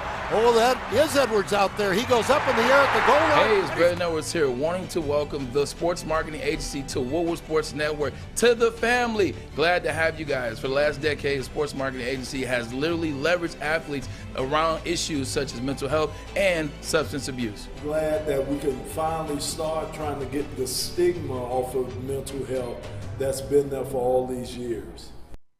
New to the game or a season better? OddsTrader.com has everything you need to make the right bet ahead of kickoff. Begin your handicapping journey with OddsTrader. Improve your edge by finding the best price on every game from sportsbooks in your backyard. Take advantage of the numerous sign-up bonus offers to pad your bankroll. Dive into key game statistics, player performance, and even account for the projected game day weather. Best of all, you can use the OddsTrader bet tracker to keep a log of your action. Welcome to OddsTrader, and best of luck. We aren't quite sure if they consume more beer or sports. Either way, the heavyweights are here. Live on Woodward Sports, daily 5 to 7 p.m. And here we go. It's big boy time. For a limited time only. How about getting those all new burgers and loaded fries at Big Boy? How about it, folks? It's not the Slim Jim, it's the Big Jim. And how about the burger blue? The blue burger. What about the big You gotta love the blue burger. How about it? It's such a tease. Guess what else is new? It's the bacon blue, and upgrade those fries to chili cheese fries, nacho fries, or baked potato fries. Just satisfy those taste buds. You know where to go. Big Boy. You know what time it is. That's right, Big Boy. I'm telling you, I'm doing that diet for another day. Tomorrow will be my last day to do the diet. I've been doing the diet Monday through Thursday, and then eating kind of whatever I want on Friday, Saturday, and Sunday. Man, oh man, I might be going to Big Boy on Friday. Big Boy. Just like last Friday. Big Boy, it definitely comes out very fresh. It's hot. It's on time. They bring it out to you. It's made to serve, as they say in the restaurant industry. Mm-hmm. They do take good care of you. The only thing is when I leave Big Boy, every time we leave a Big Boy, I leave, I sit, I get in my car, I drop my bag off. It's nap time. I sit down there, put the key in the ignition, don't quite turn the steering wheel, and I'm like, man, do I feel bloated. Like, I ate too much. You know what I watched last night before the Yankees-Dodgers special? I'm like, all right, I'm gonna watch this show that everyone's telling me about. Big Boy. I watched The Bear. Have you heard of The Bear? The Bear. Jack Nicholson? No, it's about this guy that takes over his brother's restaurant. A brother dies. Didn't see it. He takes over the Chicagoland beef. What do they call it? The hot beef in Chicago. The hot beef? There's Italian beef. Yeah, Italian beef. The hot beef. Yeah, the hot beef injection, right. the beef. I don't hang out in those areas. Anyway, he takes over this old restaurant that's been around since the 60s, and he's the special chef. He's like a 5-star chef. Wow. And now he's got to run this little dinky family place. Where is it? What's it's it called on? The Bear. It's on, it was on FX, now it's on Hulu. Is it a show? It's a show. It's 30 minutes each. They had like 8 episodes. Why does it sound like it's great? Why does it sound like the person that is the lead in this movie is Jon Favreau? It's not, but he looks like him. It just sounds like a Jon Favreau type movie, though. He looks as I'm like listening him. to it, and I know he did The Chef, so I know he did a chef movie, but this just sounds like the type of movie that Jon Favreau would produce and direct and star in himself. Try it out, right? It's 30 minutes. I'm gonna try it. I'm I like telling 30 you that minutes. Sounds Nicole good. will like it too. Okay. She will. Hey, JB, hit that music. We are debuting a new segment today. It's a debut. Watch Out Wednesdays. What are we watching out for? It is a Watch Out Wednesday. What are you watching out for, Maz? Oh, I told you already. I'm watching out for The Bear. I watched it last night, but I'm watching out for Thursday Night Football tomorrow. It's the Bengals and the Dolphins, and the Bengals are going to be wearing their white Tiger uniforms. That helmet too. All That's fire. white. We talked about those. Head to toe. Fire. Because the NFL gave the option for all teams to have a white helmet. Remember we talked about The that? Lions and the absolutely Lions should have once a again white Look at dropped that. the bomb. That Gorgeous. That is cool as they come. White Tiger, Bengals and Dolphins. I'm going to tell you right now, Bengals are beating the Dolphins tomorrow. I think so too. Actually, it's just up down theory in the NFL. That's the only reason I say it. Everybody's going to be betting on the Dolphins. It's going to be the Bengals that win that game. Yep. It just is the way the NFL works. It's how it operates. Not to mention, I mean, you're coming off a game in which, if you think about this, think about it from this point of view, Ryan, Ermanni, and Matt. If we keep saying that the Buffalo Bills were on the field for 42 minutes on offense in that hot sun, 42 minutes, and the Dolphins were on the field for 18 minutes, then what does that mean about the Dolphins defense? That Dolphins defense was on the field for 42 minutes. That Dolphins defense was on the field for 90 plays. And that Dolphins defense is coming off a short week. That's a great point about the Bengals having a chance to beat them. I will tell you this, one of the things we are all watching out for, Aaron Judge. When will he hit that next homer or the next 2 homers? Aaron Judge now homerless in 6 straight games, 26 plate appearances. Is it 6 straight or 7? 7 now. 7 now. It's 7 an old now. graphic. Thanks. And 12 walks in the last 3 games. That's 12 absurd. walks. I hate that. His poor mother is watching the game, and Roger What about Maris the Maris Jr. family? Roger They Maris gotta Jr. keep is going watching. in. They say he looks like a prisoner. He's sitting there at every single game waiting. Why does for he Aaron have to be Judge. there? Why does he I don't have to know. be there? I Does he don't have to be there? He doesn't have to. He wants to be. Like people look at it from His a dad standpoint. was a Yankee. Yeah, people look at it from a standpoint like, oh man, they're holding him hostage. Why does he want to be here? They're glad that their dad's name is getting brought up and mentioned again. They're glad that ESPN, Fox, and all other broadcasts are showing them on TV, and their family has that pedigree. They are not pissed that they are there, none whatsoever. But I tell you about Aaron Judge. It's happened like it's going to happen. He's going to get the home run coming soon. But if you look at the last 2 teams he's played, you'll understand why. The Boston Red Sox are not pitching to Aaron Judge. They're not going to give him the home run because they don't want that stain upon their name, which they have so many from the Yankees already. And then the Toronto Blue Jays, they're a team that's fighting to get in the playoffs. They're a team that wants to win games so that they can get in the Bay. I think they're tied or they have the edge over the Tampa Bay Devil Rays. So they're fighting against them. So it's going to happen, just not now. I got to watch and see for you. I'm also watching out for Luis Perez from the Minnesota Twins because he is batting .313, just below Aaron Judge's .314. So I will be watching out for the box score to see how Mr. Perez Take a walk, does. Perez. Take a walk. Take a walk. How about an 0 for night? We need Perez to have an 0 for night. Because we need a triple crown for Aaron that's what Judge. I want to watch out for. What else are we watching out for, Bray? You know what we're going to watch out for? We're going to watch out for the Buffalo Bills, who started off the season as everybody's Super Bowl pick. Josh Allen is everybody's MVP. They look unbeatable, unstoppable. They ran into a little bit of a car crash with the Miami Dolphins. But here's what else you got to worry about. The Buffalo Bills' next games, their next 6 games, they got a chance to go 2-4. And this is a team that everybody's talking about Super Bowl. 17-0 too, by the way. Yeah, exactly. Next game, the Baltimore Ravens is their next game. Then they play the Steelers. Then that 3rd game, they play the Chiefs. In that 4th game, they play the Packers. And then that 6 games... they're going to blow out the Packers. 7-win team, Green Bay. But what I'm trying to tell you, the same... I sound like Mike Tyson right there. But the thing. You're so stupid. You know, it's the same. It's the same thing. It's the same thing. But what I was saying about is look at it from this point of view. The same things that I'm saying about Michigan. Michigan has the perfect schedule, the perfect timing to be able to figure things out with the offense and figure things out with J.J. McCarthy as they go into the schedule and get closer and closer to Penn State, then Michigan State, and then Ohio State. Same thing with the Packers.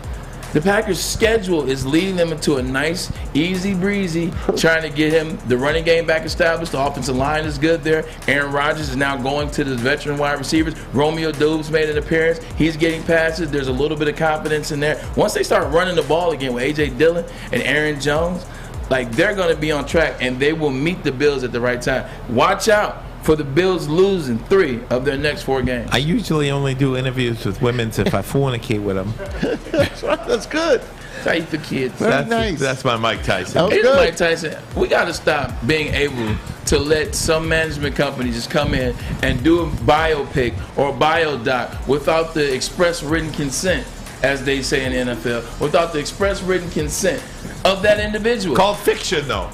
No, it's BS, though, but you're basing it on true stories. Because Mike Tyson, he didn't even get a phone call about this Mike Tyson documentary. And the dude they got playing him, stop playing. That's not Mike Tyson at all. He's so stupid. Fornicate. We are also watching out for what, Maz? Michigan and Iowa coming up at noontime on Saturday with, of course, the great Gus Johnson on the call. Braylon, I want to talk more about this with you tomorrow. You're actually going to be in Iowa City for this one. I will be in Iowa City for this game. It's always a tough place to play. You already put it out there that 5 of the last 6 top 5 ranked opponents that Iowa's played in Kinnick Stadium, they have beat. It's a tough place, man. The stadium, the people are right on you. The seats are legitimately close enough. My freshman year, I got my helmet smacked all throughout the game until I finally realized, I don't have to sit on the bench as the defense is out there, and I gotta. But they're just not a good ball club. And people say, well, they're also not giving up points. I mean, they haven't played anybody. So South Dakota State, Iowa State, Nevada, Rutgers, they haven't played anybody. This team is trash. The players, they were a bad team last year, and they had good players. Tyler Linderbaum is no longer there. First-round draft pick, offensive guard. Your boy, George Karlaftis, he's now with Kansas City Chiefs. Tyler Goodson, the running back, and the tight end Laporta. They don't have these guys anymore. Michigan's going to run through them, but it'll be a good road test. And the final Watch Out Wednesday that we are watching, Maz, this weekend, baby. It is for the NL East Championship. It's the Braves and the Mets. Look at these pitching matchups. Look who the Mets can roll out at you. If you get the Mets in a best-of-3 or best-of-5 series, they can Look at the Braves. They can get that. I know the Braves are the champions. The Braves are the champions. You got to beat the champs. That's not something to sniff at either. No, not at all. They're the champs. But I'm just telling you, if you give me Scherzer and DeGrom, I'm taking my chances against anybody. Without question, That's especially all. in a short series. Good stuff there. We're going to take a break, come right back. But first, a message from Gypsy Vodka. Gypsy Vodka, home of the Mulligan, and the Mulligan is smooth. It was a drink of the summer, but now it's a drink of the fall as well. Introducing the Mulligan 8% alcohol seltzer from Gypsy Vodka. It gets everything right. So I don't know how they do it, but all their drinks are good. You're talking their bourbons, you're talking their vodkas. Everything that they do is good, as well as the whiskey, but this isn't about that. This is about the vodka infused Mulligan. It is smooth. Lemonade, iced tea, and mango are the flavors, and they're in-state guys. Adam and Mike went to Michigan State. They are in-state guys. Petoskey, Michigan. Support Michigan distillers to stop outsourcing. Let's stay in and support our own. Drink it, live it with Gypsy, but at the same time, do it responsibly. You don't have to go to the beach, man. You don't have to get your butt crack full of sand. You just need a little chili peppers, man, to get that glowing beach chili peppers tan. Woo! With 26 locations in the Metro Detroit area and more coming, Chili Peppers Tanning is where you'll find the cleanest salons in the D. Join the Pepper Club for the best deals on unlimited tanning. Head to chilipepperstanning.com. You just need a little chili peppers, man. We don't like to brag that we are the toughest sports network in Detroit, but we do have a guy named Darren McCarty on our side. Lemieux and McCarty, who've had a good knockdown drag up. There they go, right on the whistle. They were talking to one another. Woodward Sports. Hello, hello, hello.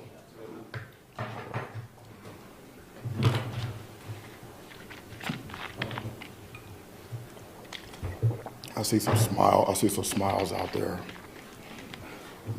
Y'all licking your chops or what?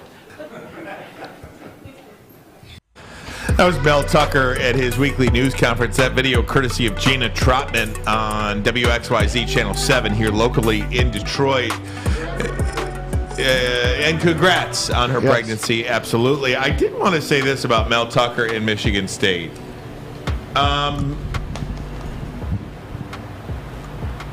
I didn't even expect this to be this bad.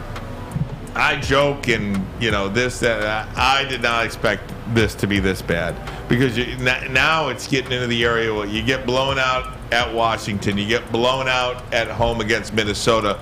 If you get blown out at Maryland, I think that's going to tell me the kind of culture that you have, almost the kind of team that you are.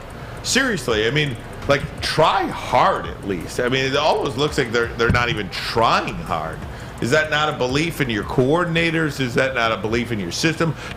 Are your players just that bad? Which is a possibility because I want to be fair to Mel Tucker. He's had pretty much 1.5 recruiting classes.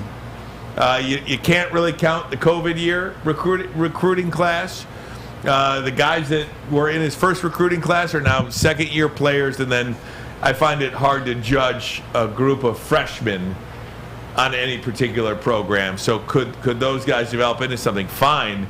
But, in this day and age where you can go get your guys in the transfer portal, where you could just go shop for guys, I'm pretty disappointed in how it's working out at Michigan State. I mean, not disappointed. I take great pleasure in how it's working out, but I'm disappointed that it's working out this way, if that makes any sense whatsoever. Yeah, it does. You care about the competitive level of the East. You care about the competitive level as the rival as it relates to when Michigan plays Michigan State. Doesn't. He does. Yeah, I do. I don't want Michigan State to be. He wants teams to be ranked high, so it looks good. Yeah. When we beat Michigan State and they're ranked high, it looks better. Braylon. When you beat Michigan, Ohio State beats Michigan, et cetera. You get it. Going back to what you said, I don't care about all the nice things people have to say about Mel Tucker. I don't care about their fan base. Tucker's coming. By the way, let me know because I've been waiting at the station for a long time. Clock's ticking. But with that being said, it is a now time. Everything is now. You want to win now. See, you made the mistake of last year when you guys really weren't that good. You were an okay football team last year, but you had one of the best running backs your school has ever seen. One season that the Big Ten has ever seen in K9. See, it put you on this pedestal that you believed you really were 11-3 ball club. See, now you have 11-3 expectations when you're not 11-3. So when you go 2-6 and you beat Michigan, they gave you a pass. You went 11-3 last year, it looked amazing, and you beat Michigan. But now you're in danger of going 5-7. See, that's not going to be acceptable to the Michigan State fan base when they go 5-7. And they're like, well, last year we were 11-3, but this ain't last year's team. K9's not on this team. Peyton Thorne is still your quarterback. He can't save you. He can't save you. If he goes 6-6 this year, see, now it's not about the $10 million that they paid him last year. He goes 6-6. Now you got a lot of people scratching their head like, hey, man, this ain't what we paid for. Hey, man, this is not what we cheering for. So now he comes into that fourth season where it should have been a cool season. Like, you go 8-4 this year. You go, 9 and whatever or whatever. It's okay. We give him more chance to recruit. Next year we'll have a better year. K9's gone. We'll be off the K9 hangover. They go 6-6 this year, and they follow up with some BS. He's getting fired. He's a black head coach in America. He ain't lasting through 3 bad seasons, especially considering his one COVID year. Advice I have for Mel Tucker, and this is someone that I know, someone that was on the staff when I was in Cleveland. He was a DB coach. The two things you guys do the worst is secondary and the offensive line. So you need to get to firing some people. Remember at the end of Mark D'Antonio's stint, remember after Narduzzi left, that defense was trash. The secondary was awful. The offensive line was awful. They told him, hey, look, man, you can fire some people or, it's going to be problems. What did he do? Had a bad year, then he resigned the next year. He left because he wasn't willing to. He resigned 11th hour, wasn't willing to fire anybody. That's why Mel Tucker started so late, because he resigned in 11th hour. If he's not willing to move from his defensive coordinator, move from his secondary coach, move from his offensive line coach, they're going to tank him before he gets a chance to show you how good of a coach he can be. He may be worth that $10 million. I'm going to tell you like this, Mel. You got to get to firing some people after the season, especially if it continues to go the way in which you're going. Because you look at this schedule, Coach Tucker, it ain't going to get no easier. Because you look at Maryland, you guys are a dog on the road at Maryland. They can run the ball. You struggle with stopping the run. Tulia Tagovailoa can pass. He's a walking 300-yard game. As I told you guys, your secondary sucks. So if you can't win on the road, if you can't beat a team that can pass the ball, they're looking at a coach that's going to be in trouble at the end of this year. Next year is going to be a make-or-break year, and he just got paid the year before that. That's what's going to happen. He said he's in charge of the secondary. That's his specialty. Yeah, so he said that's what makes me a horseshit coach. That's what he basically said, right? A couple of weeks ago. No, that's what he said. Yeah, it's a cover up though. Like good, strong men. Like Dan Campbell does it all the time, and we give him credit for it. So we got to give Mel Tucker the same type of credit.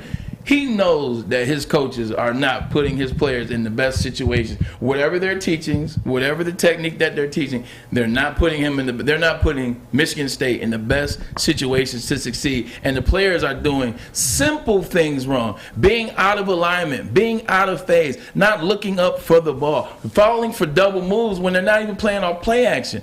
Like, they're doing simple things. That's all teaching. I'll tell you this: if he didn't beat Michigan twice, he probably wouldn't have made that $10 million. Without question. He would have got fired after year one if he didn't beat Michigan. I don't know about year one, but he certainly wouldn't have gotten paid $10 million, $9.5 million if he didn't win that game last year. I still think he looks like a great football coach. If one looks like it, he has that aura about him that I think he will get it straightened out. That's what my take on him. Again, I'm not 100% on that. Yeah, I'm just not. And sue me or think I'm whatever. I'm not sold that Mel Tucker is this incredibly great head coach that is a can't miss guy. Yeah. And maybe that's because, he really didn't do it before. Yeah. He has not done it before. There was one season in which he's had a winning record. Now, say what you want about the Colorado thing. It was only a year there or whatever the case may be. And then the COVID year. And then the Kenneth Walker year. And then there's this year.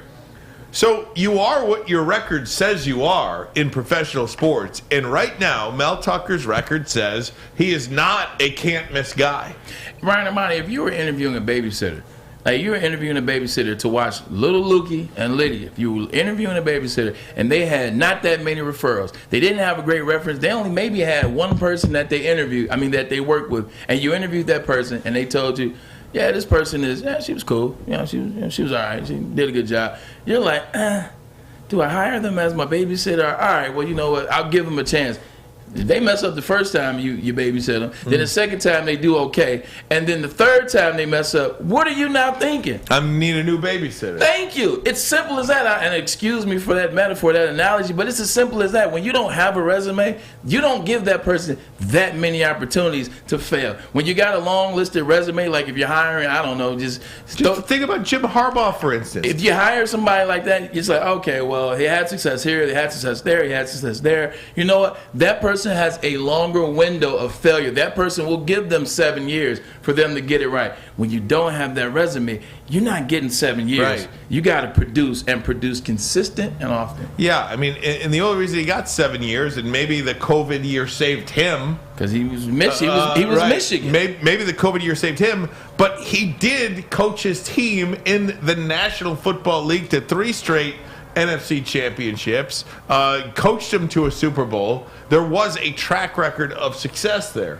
You just can't figure out why it wasn't happening really in Ann Arbor. So you get a longer leash, for lack of a better way to say it. And everybody gave Harbaugh the excuse. It was like, oh, well, they're playing in the same division as Ohio State. Mm-hmm. I mean, I'm not saying it's necessarily an excuse, because at that time, Ohio State was powerful. I mean, they've done some amazing things at that school as it relates to football. But at that time, you're like, well, he's in the same division as Ohio State. It's kind of like being in the same division as Alabama. So they kept giving him space. I'll tell you like this. Guess who else is in the same division as Ohio State? Mel Tucker. Yeah, and you are only, and Braylon, you probably speak to this more than anybody. You are, I don't want to say only as good as your staff, but they can make you look a lot better, and they can make a head coach look a lot worse. And right now, Mel Tucker's staff in East Lansing is making him look like a lot worse of a head coach, because they ain't helping him out at all. Yeah. Also, like when you're an assistant coach, Maz and Ryan and JB and Fletch and Adam, when you're assistant coach, you're not taking anything. Like, because if you got a cool coach like Mel Tucker's not calling you out. Mel Tucker's not at that podium and saying, you know, the offensive line is trash. Because that's a direct shot towards the offensive line culture. You know what, our defense, man, we can't stop a cold. You know, like we can't do anything. Like that's calling guys out, but he's not doing that. He's taking all the onus of himself. Meanwhile, as an assistant, you can be in the background shooting off texts and fillers to other schools. Like, look, man, the situation not looking too good. What's going on? You can't do that as a head coach. But as an assistant, you don't have to have loyalty. You can send off tweet. You can send off text. Hey, what's the situation looking like that in Georgia? That's how it happens? Oh, 100%. As you feel it looking ugly, as you feel that axe about to get swung, and not in a good way, Tuck coming, ain't chopping nothing. If you feel that, it's like you're going to the woodshed. You know it's coming, so you're like, hey, you call your boy over at USC, hey, Roy Manning. Roy went to Michigan with me. He's now over at USC. Hey, what's it looking like? Y'all need a receivers coach? Because, man, it may not work here in East Lansing. I may need to get another space. Or the NFL. You're putting out those fillers so that you can protect yourself when the thing goes south. That's called inside info. That's right. Information. Guys, let's go around the horn in the world of professional sports. We'll do that next, but first a message. Is that from another new segment? Swiss. I like that. Could be. I like it.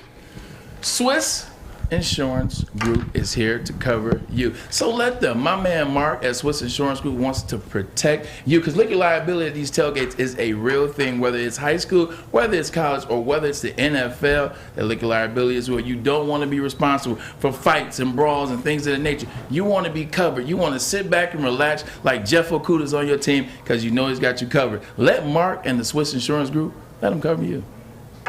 Hi, my diamonds. It's Crystal with an X. You want to get hot and perfect like me? Here's my super easy routine. Drink at least a gallon of water before you wake up. Attach a weight to everything in your house. Sell your car and just sprint everywhere. Scream when you exhale. Don't follow Crystal with an X. Do your own thing at Planet Fitness with tons of equipment and free fitness training in our clean and spacious clubs. Join now for just $10 a month and cancel anytime. Get a shot up. This is for the win. All of Detroit's sports teams live on Woodward. All of Detroit's sports coverage lives on Woodward Sports. Driving the best in Detroit sports coverage. Make sure you download the Woodward Sports app in the App Store and the Google Play Store today. Take Woodward Sports with you wherever you go and listen live on your phone or mobile device. Are you or anyone you know looking to buy or sell your home? The reason why I ask is because a good friend of mine, Michael Phillips, he is the best in the game. Been doing it for 23 years, and he is number one. And you know, I know something about being number one. Check this out. Whether you're trying to sell, invest, or buy, it doesn't matter. Come let him add you to his portfolio and let you have the success that you need. His number is, and I quote, 313-403-0011, game on. 313-403-0011, game on. Guys, we do have some breaking news in the world of sports right now. Thanks to the hurricane. Because of the hurricane. Did you see what that hurricane looked like, by the way? Just reached landfall. Waves in the ocean, upwards of 75 feet in the eye in the ocean. Just incredible. Did you see that picture they put up yesterday? No. I did. What picture? Fox? I didn't see it. I saw that talking about the huge wave, like rainstorm coming, but it was it was like 200 feet in the air. I didn't see that. Fletch, where's that picture? There it is. Man, that's a big storm. That's a big storm. Huge. Hurricane Ian reaching landfall. Ian's huge. I saw Ian turn Naples, Florida. They had a before and after picture. There was a beach there, and there ain't no beach there anymore. Terrible. It's unbelievable. And then I saw You guys are unbelievable. Then I saw 3 idiots swimming and running with the waves. There's always that guy. But they always right? do that. Remember when the rainstorm was real bad here in Detroit? What was this, 2020? Yeah, they were swimming on 94. Exactly, 94, and they were in How gross. like had tables turned upside down, just riding and canoeing. Like, look, people always do some weird things. Don't you guys? So, Ryan, sorry to cut you off. So anyway, again, so the city of Minneapolis, U.S. Bank Stadium has been named the contingency site for Sunday's Chiefs-Bucks game. This is not official. This is just the plan if, in fact, they cannot play in Tampa, because the game Chiefs at Bucks scheduled to be played at Raymond James Stadium. If they cannot play there, they will play this game in Minneapolis. The Vikings are in London against the Saints. Let me ask you guys this: if you guys live in no Jameis either. If you live in Minneapolis, no Jameis. Good. If you guys live in Minneapolis, would you guys cancel something that you had going on for Sunday to go see a free Tom Brady and Patrick Mahomes? Not only that, we have done that here in Detroit. Ford Field, when the Metrodome collapsed, hosted Minnesota and I believe it was the Giants on a Monday Night Football. I was there. I was there too. We went down. How do you not? Got free tickets. Yeah. It's like first come, first serve. Monday It's like night Southwest friggin' football. Airlines.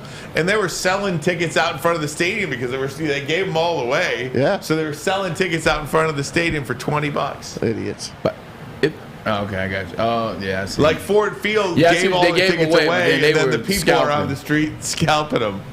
But yeah, I went. We went. I would have went with no ticket. I wouldn't even use a ticket to get in. Absolutely. That's special, man, to get a game thrown your way. Come on, that's free stuff. And Patrick Mahomes and Tom Brady, who haven't played since the Super Bowl. Won't be ridiculous. That Viking Stadium, by the way, is gorgeous. U.S. Bank Stadium is beautiful, is that man. beautiful? All glass enclosed. That's why I wanted the Vikings to win that year. The year the Eagles won. The infamous Minnesota Miracle, and then they got blown out by the Eagles the following week. Guys, let me read the statement on Myles Garrett, the former #1 overall pick of the Browns. He was in the car wreck trying to avoid an animal in the road. This is the statement from the Browns. First and foremost, we are thankful that Myles, his passenger, and no other parties were seriously injured in the single car accident yesterday. After medical evaluation today, our doctors at university hospitals have concluded that Myles has sustained a shoulder sprain, bicep strain, minor lacerations, as well as some bumps and bruises to other various body parts. Myles did not suffer any fractures. He's also been cleared in a concussion protocol. Currently, our focus is providing Myles the medical care needed to return to football, although we hope to have him back soon. His availability for Sunday's game against Atlanta will be evaluated by team doctors throughout the week. Just an absolute miracle, and good for that young man and everybody involved. One of the best players in the league. 100%, and you're just glad that that there wasn't any extraness going on. You're glad that what it was exactly what he said it was. It's always a good thing, man. This is how you build up a rapport. When things happen, a lot of times when things happen, people always are expecting the worst. People are expecting to be able to come at a player negative.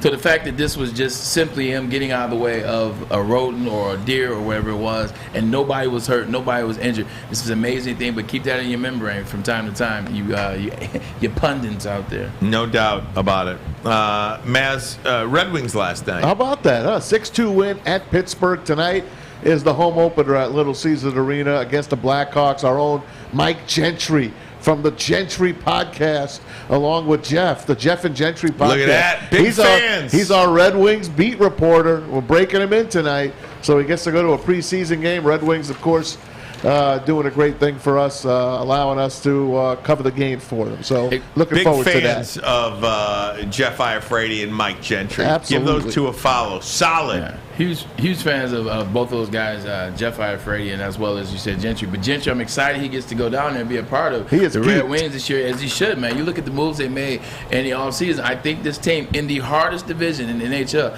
I think this team can challenge. I think this team can challenge for an 8 spot. I like the moves they made in the offseason. Defenseman Ben Sherrod comes in, center Andrew Kopp. I even like the Ben fact Chariot. Ben Chariot, exactly, man. Vil Husso, Dominic Kubalik. But the other thing they went out and did, the thing they did most last year is give up points. They went out and got a goalie coach in Alex Westland, so I'm excited about that. So we'll keep going with that. And then we got a little basketball news. We talked about the Pistons yesterday. How about the Lakers? Listen to this one, Bray.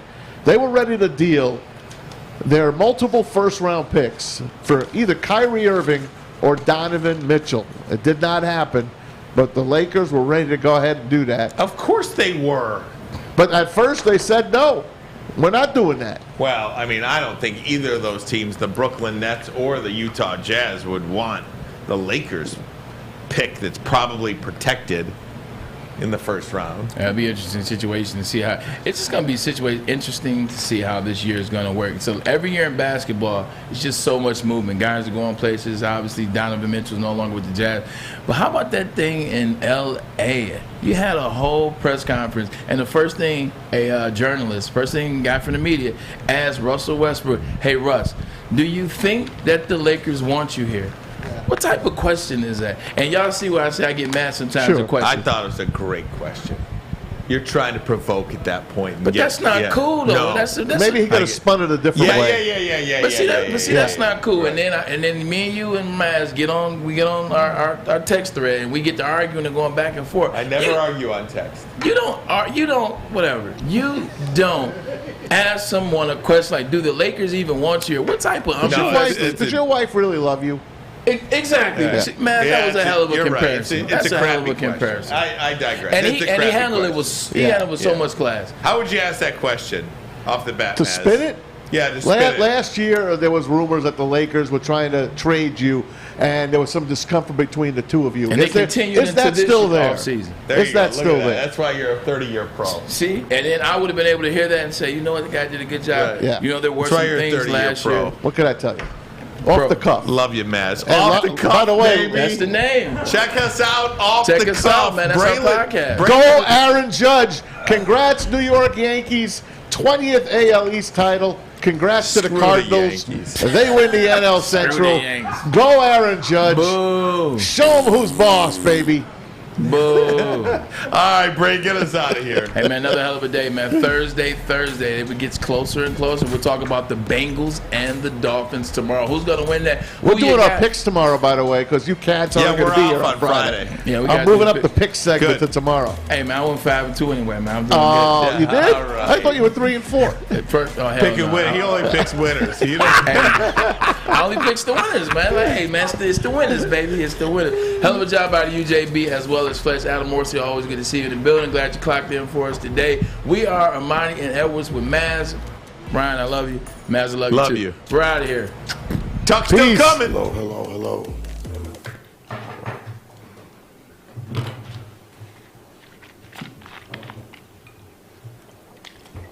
I see some smiles out there. Y'all licking your chops or what?